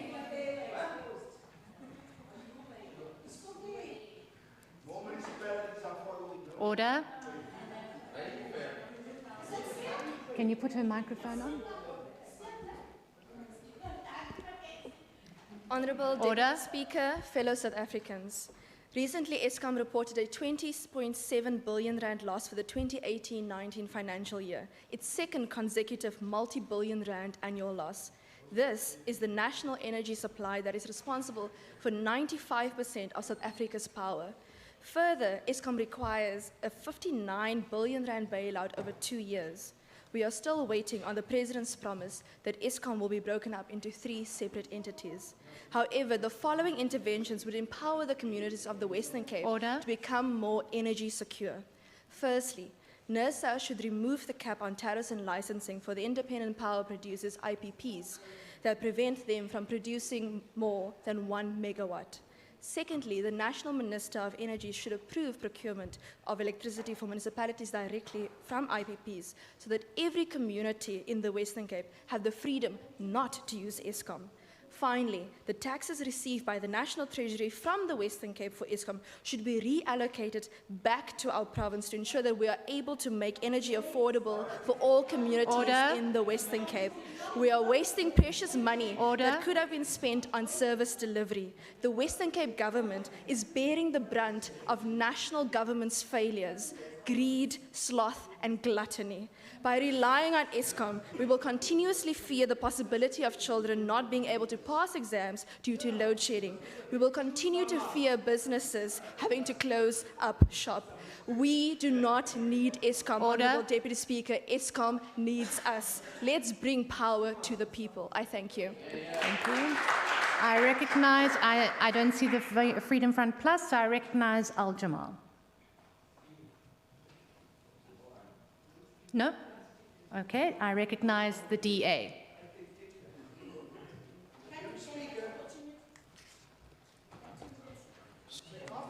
Statistiek Suid-Afrika het hierdie week aangekondig dat die werkloosheidskoers in Suid-Afrika tot 29% gestyg het. En dat die Wes-Kaap die enigste provinsie was wat daaraan geslaag het om die werkloosheidskoers te laat verminder. Om die 29% in perspektief te stel, toe die groot depressie van die 1930s op sy ergste was werkloosheid in Amerika maar 25%. Baie Suid-Afrikaners het al moed verloor en opgehou soek na werk. So die werklike werkloosheidskoers is waarskynlik meer as 40%.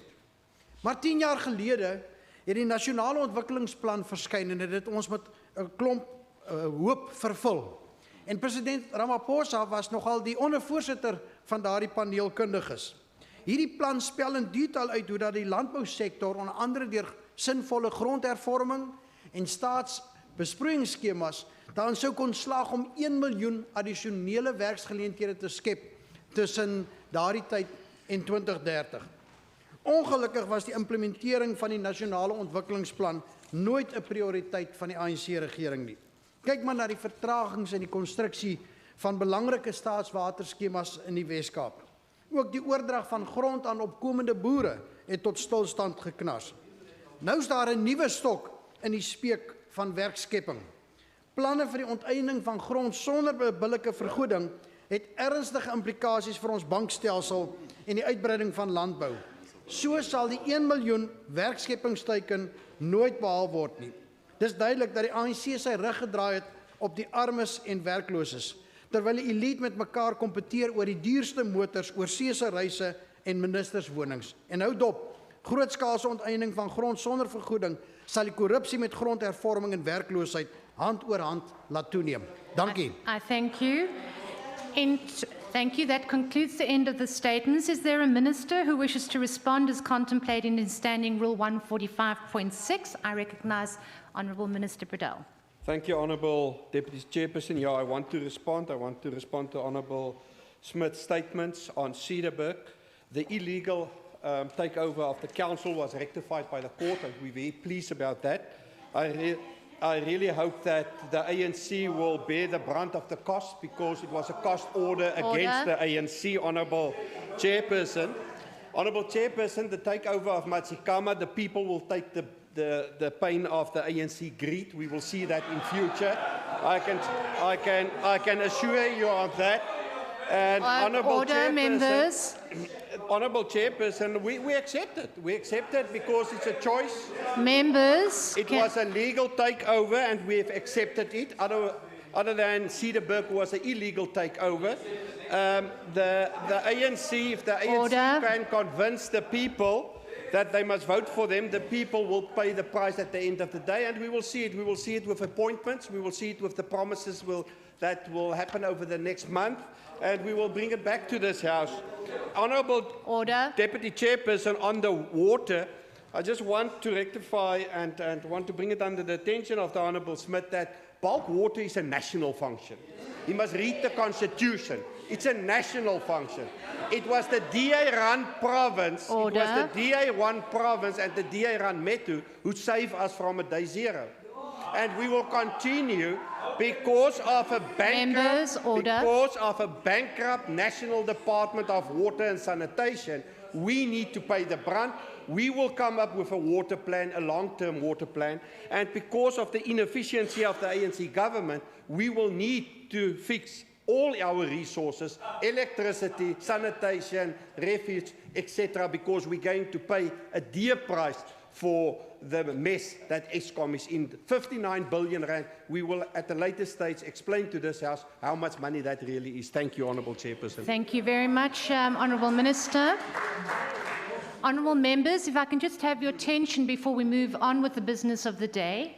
Before we proceed with motions, I would like to remind members that all motions must be typed, signed, and be handed to the table staff immediately after they've been moved.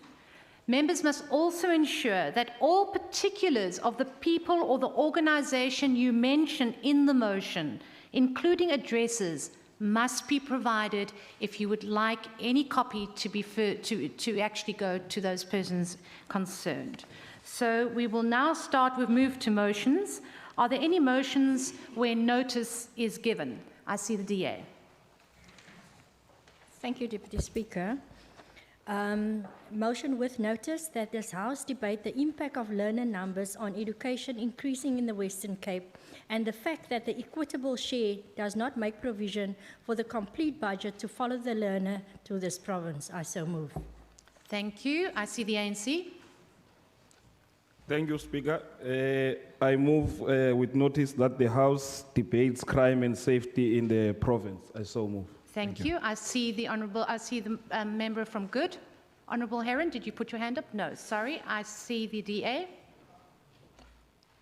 Honourable Deputy Speaker, I move on behalf of the Democratic Alliance that this House debates the attacks on members of the SAPS and the emergency services and to find solutions to prevent further attacks. Thank you. Thank you very much. I see the ANC. Thanks, Honourable Speaker. Motion with notice that the House debates the skewed patterns of land ownership and the spatial legacy in this province. Thank you. I see the DA. Thank you, Deputy Speaker, that the House notes the importance of Women's Month and the upcoming National Women's Day as a tribute to the Women's March that took place on the 9th of August 1956. We celebrate the women who lead our governments, drive legislative changes, help our communities and keep our families safe. We also remember those women and mothers who have lost their lives and children to violence. As a woman has the right to live a life safely and free of violence, and where the criminal justice system is failing our women today. As women remain the most vulnerable members of society, our struggle still continues today.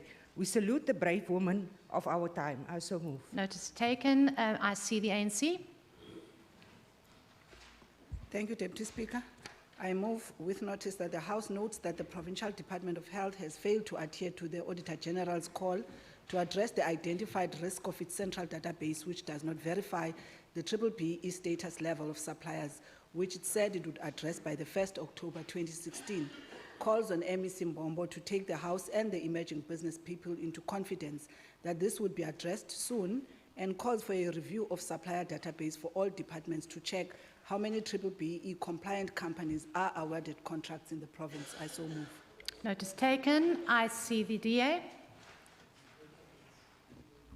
Honourable Deputy Speaker, on behalf of the Democratic Alliance, I hereby give notice of motion that at its next sitting, this House debates the unemployment rate in the Western Cape with particular emphasis on the impact of the Eskom bailout on the province's economy. I thank you. So moved. Notice taken. I see the ANC. Speaker, that the House notes the concern and the poor state of the water system in the city of Cape Town after people's lives were put at risk following a process control fault at the Fora water treatment plant, which resulted in discoloration of water affecting large part of the eastern, central and southern suburbs. Condemns this and calls for a further investigation and action to be taken against responsible individuals. I so move. Notice taken. Any other motions with notice? I see you, Honourable Member. Yes, Speaker, that the House note with concern the challenges facing the BRT system in the Western Cape, which has resulted in chaos in the operation of Go George and My City. Further notes that there are a lot of commonalities in the problem affecting these two projects, which in the main revolve around the non-involvement of stakeholders in the decision-making process and lack of capacitation of some shareholders who are part of the project, especially the taxi owners, and also the persistent delays in the rollout of some of the phases of the project. And we therefore call on the House to place on its agenda the discussion that are the result of as to what are the causes of this delay in this BRT system. Thank you, Honourable Member. So just as it is our first motions with notice, they differ slightly if you've come from the National Assembly. They are much shorter, so we could just check that your motions are short, to the point. Thank you. I see the Honourable Member. Just as if the Sergeant in Arms could just pass by, then I see you. Thank you. Thank you, Deputy Speaker. Did the House debate the state of health in the province? I notice taken. Any other motions with notice? That concludes notices of motion. We now move over to motions without notice in terms of Rule 150. I recognise the DA. Thank you, Deputy Speaker. I move without notice that this House welcome the High Court ruling on the unlawful motion of no confidence against the DA in Cedarburg Municipality, and that the ANC, together with those who initiated this injustice, will be held responsible for legal costs, Honourable Smith, in accordance with the Constitution. Deputy Speaker, I so move. Are there any objections? There is objections. The motion will be printed on the order paper. I recognise the ACDP. Speaker, the ACDP would like to acknowledge Model High School in Mitchells Plain for excellent work. Speaker, on the 30th of Tuesday, the 30th of July, the Standing Committee on Education did an oversight visit in Mondale, and we were surprised and amazed to see the infrastructure and the maintenance of the school.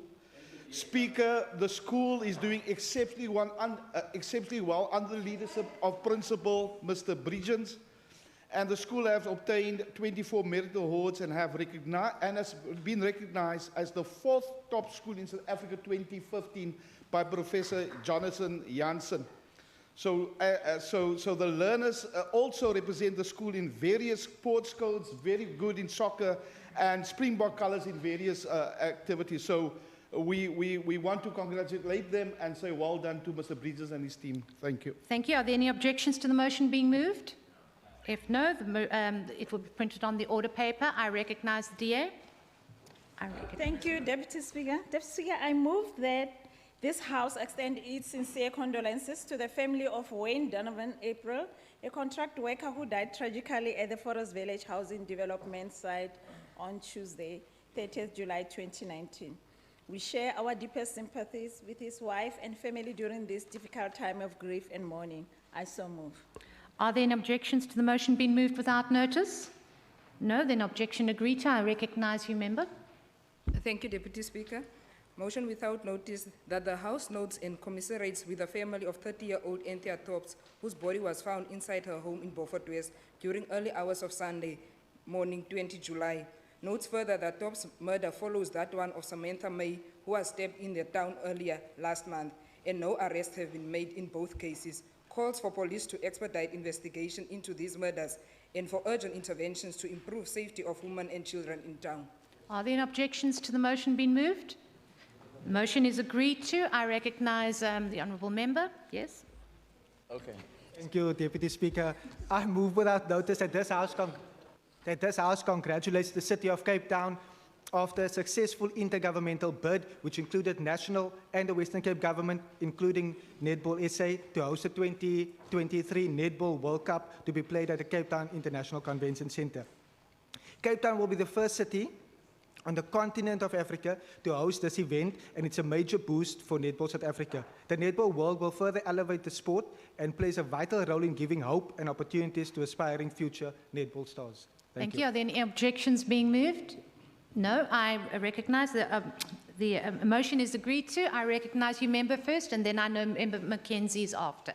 Thank you, Deputy Speaker. Motion without notice. I move that the House notes that in order for us to solve safety issues and matters amicably, we need an integrated strategy involving all three spheres of government and communities, coupled with maximum unity of all stakeholders. Notes further that this will never happen as long as the DA and Premier Windy still views gang matters as a politicking tool, as shown by calls for provincial police force, as well as the intergovernmental dispute against Minister Cele, rejects these calls and actions by the DA and condemns the Premier for playing politics with people's lives. Are there any objections? There are objections. The motion will be printed on the order paper. Thank you, Deputy Speaker. On behalf of the DA, I hereby move a motion without notice that this House welcomes the deployment of the Army to bring stability in the Western Cape, as it affords much necessary help to the provincial police to contain gangsterism, and to thank the DA-led government for calling for the deployment of this army over many years. I so move. Thank you. Are there any objections to the motion? There is an objection. The motion will be printed on the order paper. I recognize Honourable Deputy Chief Whip. Thank you, Honourable Deputy Speaker. I move without notice that the House notes the brutal murder of Mr. Bradley Maritz, who was tragically stabbed in Beaufort West on the 28th of July, and conveys our deepest condolences to his family, members, as well as the broader community of Beaufort West. And we call on the South African Police Services to accelerate its investigation into the murders in this region. I so move. Are there any objections to the motion? Motion agreed to. I recognize the honourable member. Thank you, Deputy Speaker. Motion without notice that the House note with great sense of sadness the passing of Utatu Peter Makaya Konono in June 2019. Note further that Mr. Konono was admitted at the hospital 18 June 2019 and discharged 30 minutes later. He collapsed and died outside of the hospital gate as he was going home. I call on the MEC to account on why a serious ill patient was discharged from the hospital, and we convey our deepest condolences to the wife and the family of Utatu Konono. Thank you. Are there any objections to the motion? Motion agreed to. I recognize the DA. Thank you, Deputy Speaker. Deputy Speaker, I move without notice that this House extends its sincere condolences to the family of Councillor Moera Opperman of the Overstrand Municipality, who passed away on the 14th July 2019. We share our deepest sympathies with her family and loved ones during this difficult time. I so move. Are there any objections to the motion? Motion agreed to. I recognize the ANC. Thank you, Deputy Speaker.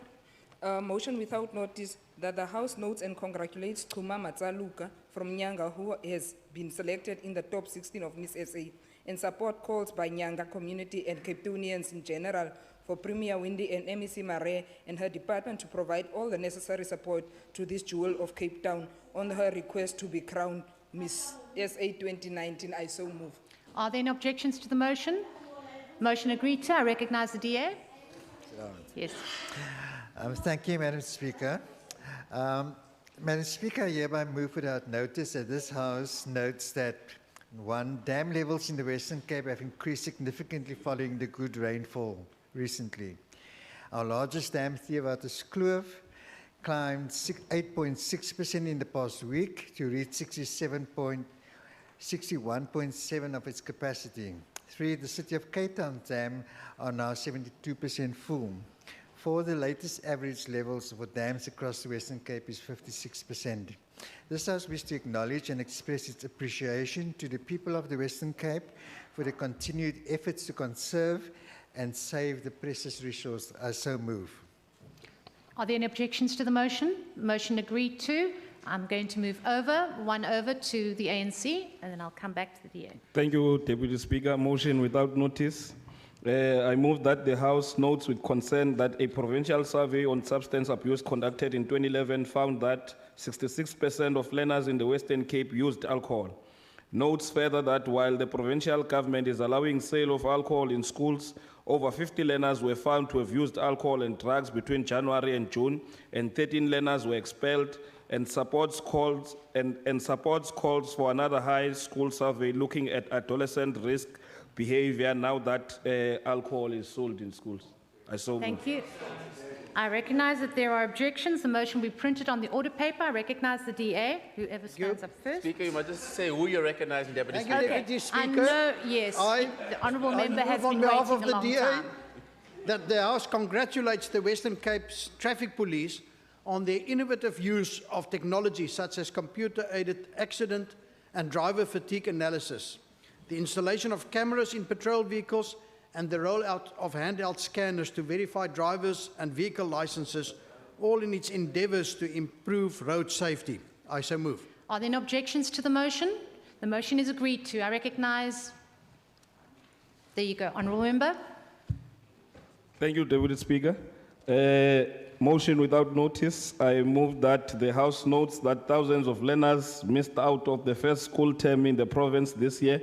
Notes further that hundreds remain unplaced despite the fact that we're already in the third term of school, and calls the MECs to be held accountable for this. I so move, Speaker. Are there any objections to the motion? There are objections, so we printed on the order paper. I recognize the Chief Whip. Thank you, Madam Deputy Speaker. I move that the House sends condolences to the family of the victim of fire, well wishes for the injured firefighters, and support to those families affected by the fire in Masapumalele this week. Are there any objections to the motion? The motion is agreed to. I recognize Honourable Member Van Vogel. Thank you, Deputy Speaker.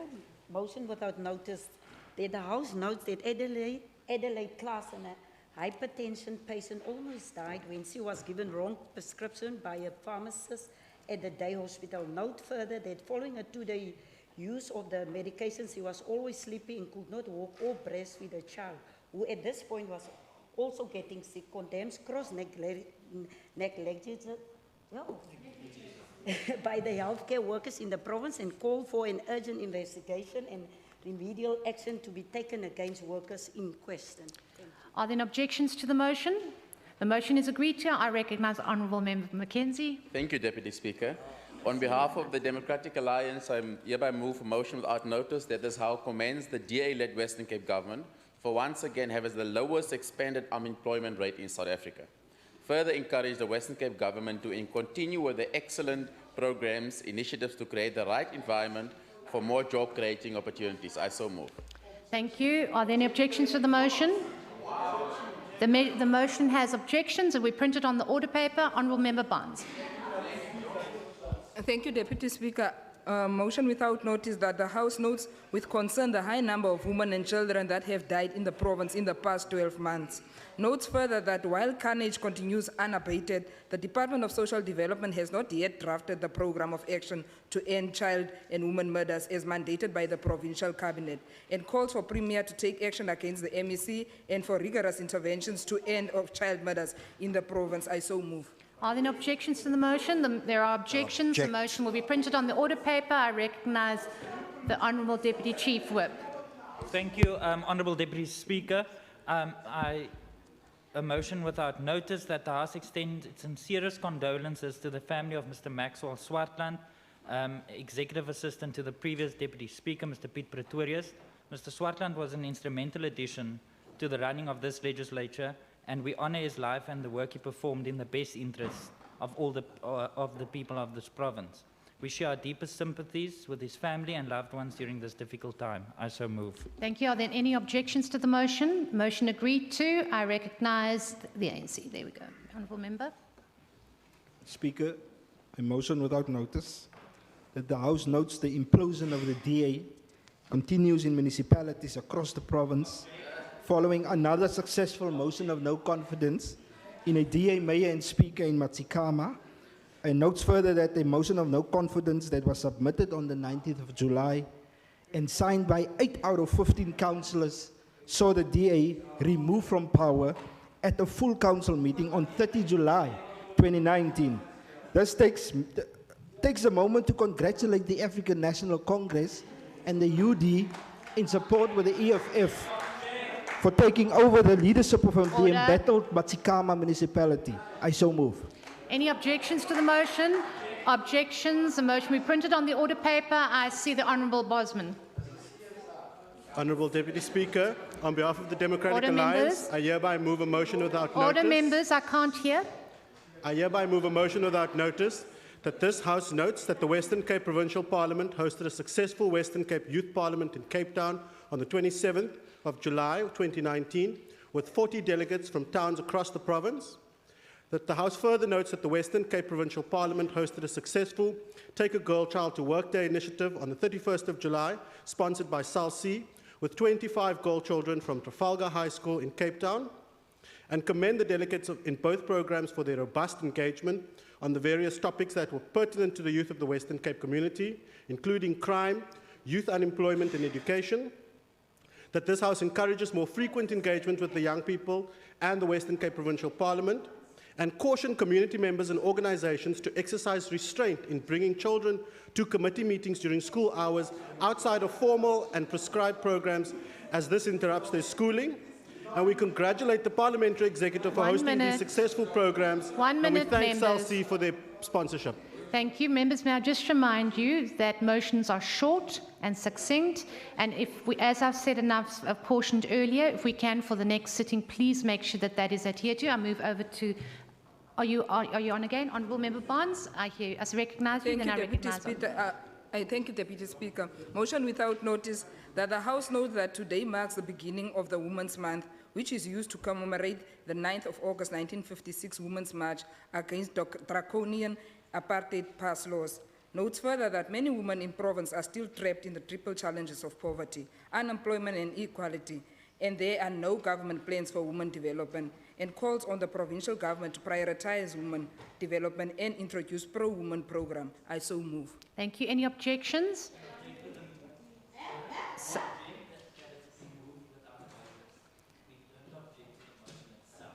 Well, it's either agreed or object. So we're having objections.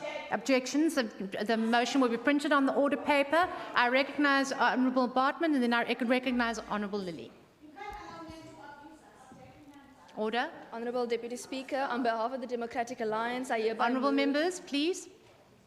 I hereby move a motion without notice that this House notes that Miss Poppy van As, also known as Auntie Poppy, a 63-year-old entrepreneur that runs a small roadside roaster broad stand on the N1 in Langsburg, further notes that Italian representatives of the Eroica South Africa event in Montague were so impressed with her story that they invited her to Goa, Italy, to attend the main Eroica event as a special guest in September, encouraged the Western Cape community, businesses and government to support Auntie Poppy by donating funds for a trip through Eroica South Africa on Back a Buddy, link provided, and to follow her journey on Instagram, #PoppyVanUs, commends Eroica for supporting a local entrepreneur and achieving a lifelong dream, congratulate Auntie Poppy for this amazing feat that she has achieved, and wish her well in her journey and in future endeavours. Thank you. Motion. Are there any objections to the motion? There is an objection. The motion will be printed on the order paper. Honourable Member Lilly. Notice, motion without notice. This House should note with concern reports that MEC Simas has not paid 6,947.77 to the George municipality for the theft of electricity amounting to over 8,000. Calls for an urgent investigation into the matter and calls on the Premier to reprimand MEC Simas and find means to Order. On a point of recuperate order. the stolen money. The MEC must pay back the money. Are there any objections? I have a point of 1 order. minute. Can I please, Honourable Chief Whip? I rise on point Members, on can Rule I 59(2). The member who wishes to bring any improper conduct on the part of another member to the House may only do so by way of a substantive motion, and therefore this should not be allowed. Noted. We will disallow the motion. Can we move on to the DA? Dankie agbare adjunk speaker dat die huis kennis neem van die heengaan van raadslid Miriam Ali Wilsnag. Order. Wijksraadslid verbonde aan Saldanha munisipaliteit en DEA vroue netwerkvoorsitter vir die kiesafdeling. 'n Dinamiese vrou met 'n passie vir haar gemeenskap en 'n ware agent vir veranderinge. Ons medelee en innige simpatie word betuig aan die Wilsnag familie, naasbestaandes, vriende en gemeenskap. Ek stel so voor, dankie Deputy Speaker. Thank you. Is, any objections to the motion? Motion agreed to. I see the DA. Thank you, Madam Speaker. I hereby move without notice that this House extend its congratulations to the councillors of the City of Cape Town, to whom the honour and title of Alderman was conferred upon on the 31st of July 2019. I so move. Any objections to the motion? Motion agreed to. I see the Honourable Leader of the Opposition. Thank you, Deputy Speaker. I move without notice, notwithstanding the previous motion from the Chief Whip, that this House extends its sincere condolences to Premier Windy, the sudden passing of his father, William David Windy. We also extend our condolences to Ingrid, the wife of Mr. Windy, as well as his daughter-in-law, Tracy, and the grandchildren, Jason and Lauren. In particular, and on behalf of the ANC MPLs represented in this legislature, we would like Premier Windy and his family to know that we hold them in our thoughts and prayers as they come to terms with the loss of someone they held so dear. It was only a few months ago that some of us had the opportunity to meet Mr. Windy when he attended the swearing-in of members of this House on the 22nd of May and witnessed the election of his son as the Premier of the Western Cape. May the soul of Mr. William David Windy rest in eternal peace. Any objections to the motion? Motion agreed to. I recognise the DA. Motion without notice that this House extend our sincere condolences to the Mazembe family after their son Kuwawa Mazembe's body was found after he went missing on Tuesday, the 30th of July 2019. We extend our sympathies, thoughts and prayers to the extended family of Kungawa and the community of St. Helena Bay on the West Coast for their loss during this time of grief and mourning. I so move. Thank you. Any objections to the motion? Motion agreed to. I recognise the ANC. Yes, Honourable Chief. Thank you, Deputy Speaker. That the House notes that hundreds of people have been murdered in the province since the beginning of the year. Notes further that even after the deployment of the army, the carnage continues, which shows the crisis is way deeper than what the provincial government made it to be, and calls on the provincial government to put in place drastic measures to address unemployment, poverty and inequality, as well as to improve service delivery in poor areas like Marikana, Philippi and the Cape Flats. I so move. Any objections to the motion? Motion agreed to. I recognise the DA. Thank you, Madam Speaker. I hereby move without notice that this House extend its congratulations to Mr. Michael Pokwas on his victory of the by-election in Ward 2, Barrydale in the Swellendam municipality on the 24th of July. I so move. Any objections to the motion? Motion agreed to. I recognise Honourable Allen, who's been waiting patiently. Thank you, Deputy Speaker. I move without notice that this House congratulates the South African homeless street soccer team that is currently competing in the Homeless World Cup in Cardiff in the UK. The Homeless World Cup challenges societal perceptions of homelessness and provides a platform for players to compete on an international stage. Homeless people are entitled to pursue their dreams, and we wish Team SA all of the best. Thank you. Thank you. Any objections to the motion? Motion agreed to. I recognise the Honourable Smith.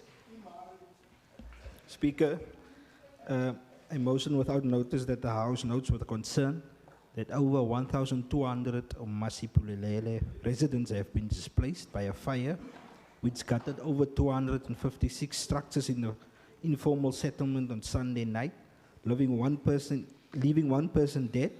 Notes further that this is not the first fire in the province which led to death of a person and loss of property by the poor. Condemns the provincial government and municipalities' unwillingness to develop an informal settlements plan in the province, as shown by failure to spend the USD DG grant over the years, and calls on national government to intervene as they possibly can. Thank you. Any objections to the motion? Objections are, the motion will be written on the order paper. I see the Honourable Leader of the Opposition. Thank you, Deputy Speaker. I move without notice that this House notes with great sadness the passing of celebrated South African artist David Kolwane earlier this month. He was an artist, a writer, a curator, an art critic, a father, a husband, and a loving teacher, and a resilient visionary. David Kolwane was a pioneer of South African anti- and post-apartheid art, who acknowledged the impact of his life on his life as an artist in our province and the broader art community of the Western Cape and South Africa. I so move. Thank you. Any objections to the motion? Motion agreed to. I recognise the Honourable Mackenzie. Thank you, Deputy Speaker. I hereby move without notice on behalf of the Democratic Alliance that this House notes with concern that Alpine Park Primary School has been burgled 10 times this year.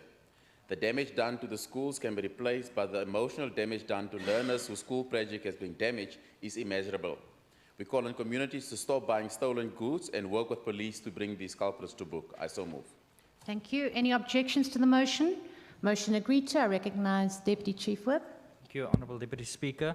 I move that the House note the passing of Advocate Estienne Pretorius, who served as the head of Ministry for Agriculture in the Western Cape Government, and wish to extend our sincerest condolences to his family, friends, and loved ones during this time of grief and mourning. I so move. Thank you. Any objections to the motion? Motion agreed to. Members in? Yes, I recognise the Honourable Leader of the Opposition. Thank you, Deputy Speaker.